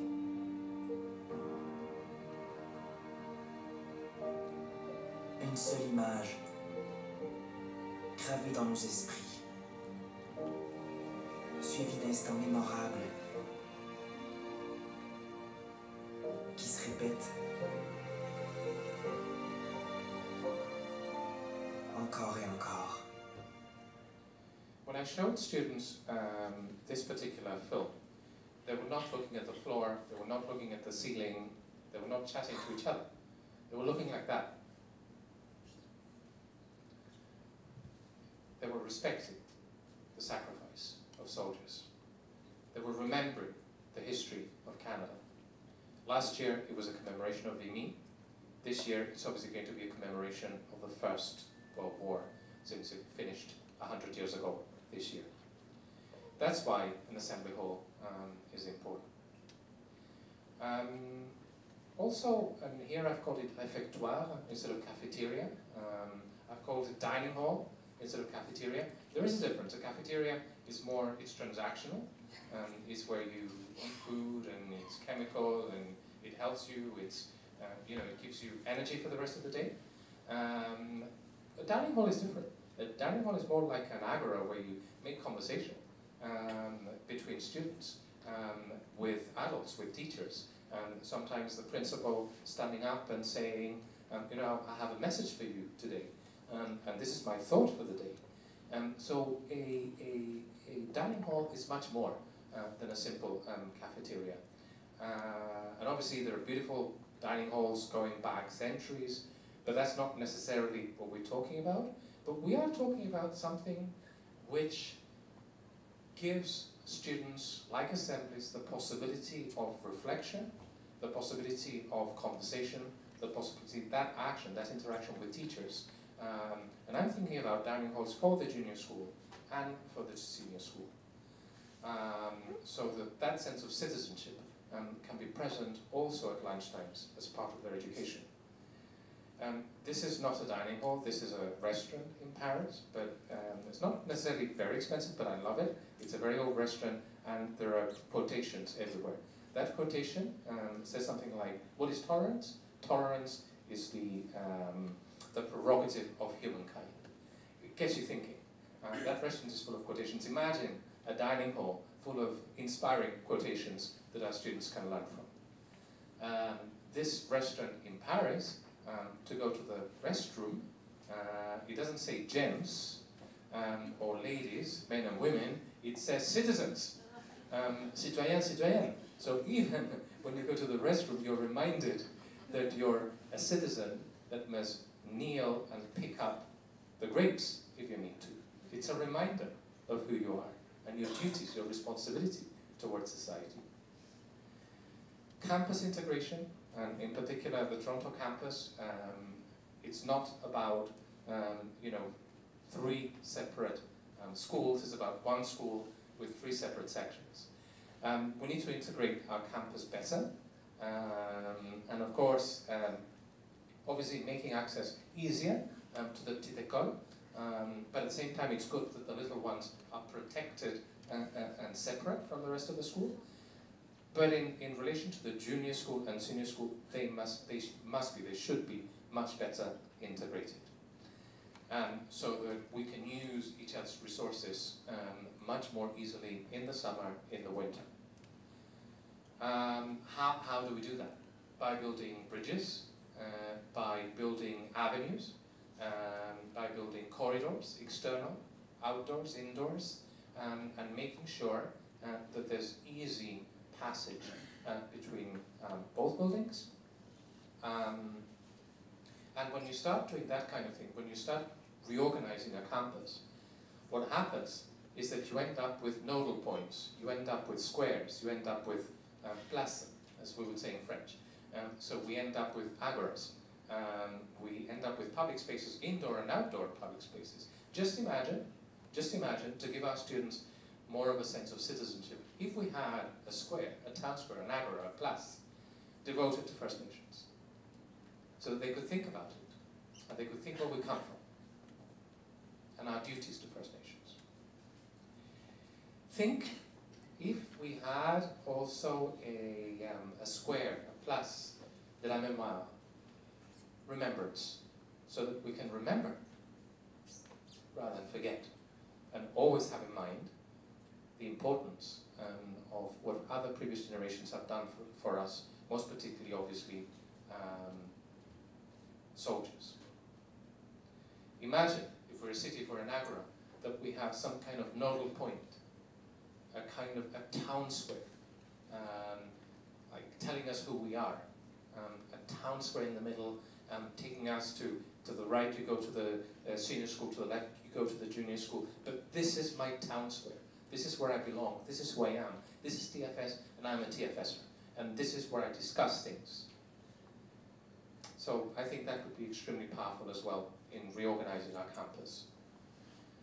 And last but not least, you will think that traffic and parking is an issue, perhaps?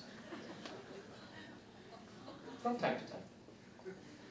So obviously that's something that we need to think about in terms of traffic and parking, how to improve that physically.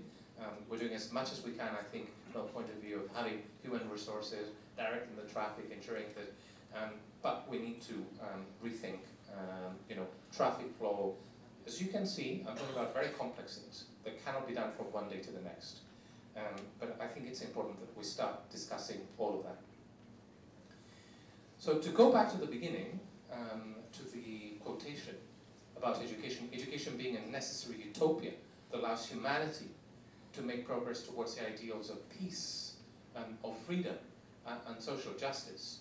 By clicking a button, education becomes TFS, and utopia becomes topos, becomes a place, a real place.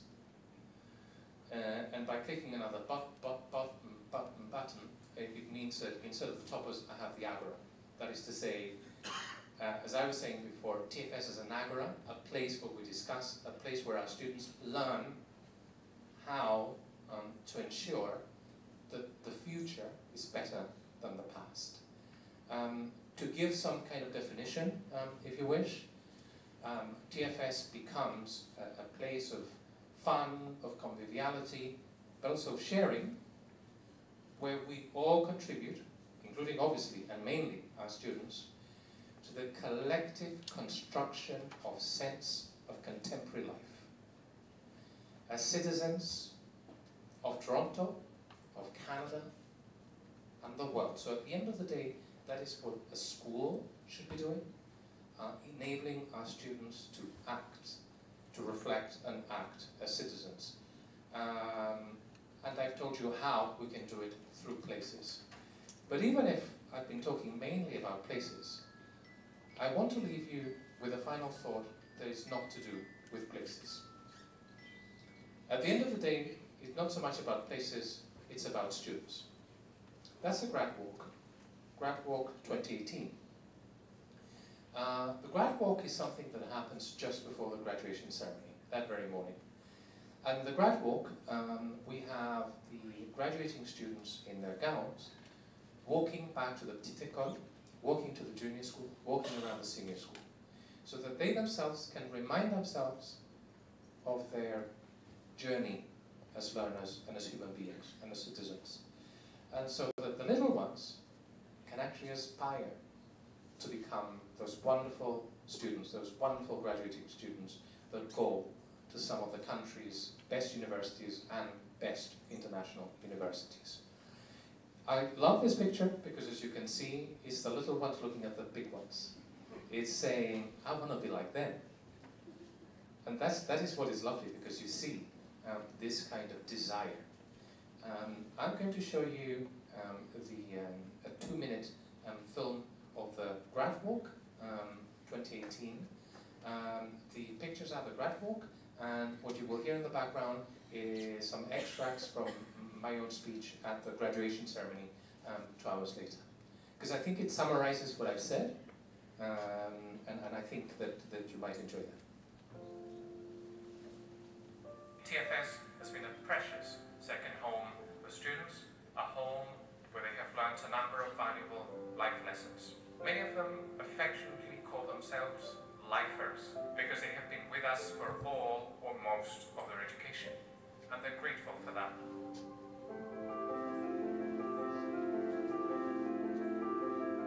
The students in front of you understand the rights and duties of citizens, as well as the ethical responsibility of leaders. They have learned to stand up for the causes they believe in, whether it is gender equality or the rights of indigenous people, and they will have this in mind in whatever profession they decide to pursue in life. They're self-confident and independent young men and women who are hungry for discovery and ready to embark on the next stage in their lives. This has indeed been a transformative experience for our students, and I am pleased to say that they're bursting with praiseworthy ideals and impressive goals. Mes chers élèves, permettez-moi maintenant de vous adresser quelques mots directement. This is not the end of the journey. It is actually only the beginning. When you're away from us, remember that TFS will always be a home for you. And of course, all I've said is we do it for them. The buildings are for them, not just because they're pretty. They're to ensure that they become what they want to become. So thank you very much, et bon rentrée.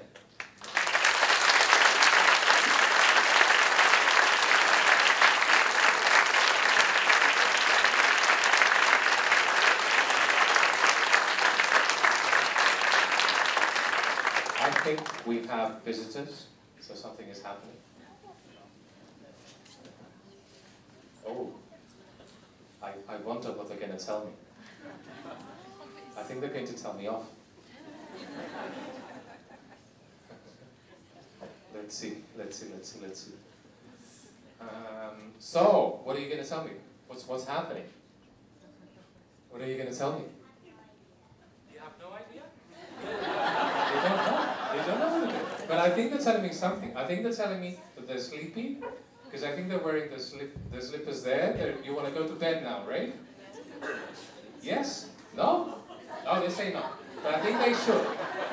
So, I think they're telling me off because we're very, very late. What we're going to do is I'm going to help them to get out of here, and I think I need help. So I think I need Mr. Fraser and the Premier Citoyen to take them. No. I think we're all going to go now. We're going to make sure you're going to bed. And then as soon as we come out, so hopefully some of you might wish to stay for a drink and, to talk about what we've been discussing. Some of you might wish to go home. Obviously it's late, but you're welcome to stay so that we can go on talking upstairs. So, a big round of applause for these boys and girls.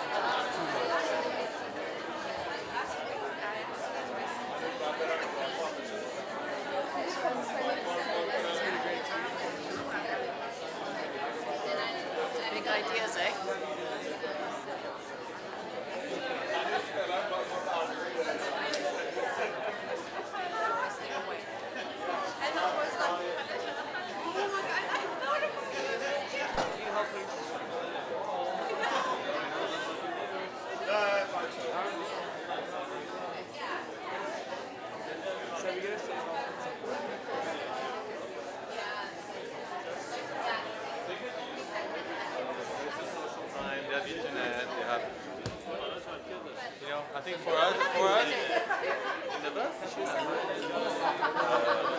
Thanks a lot, gentlemen.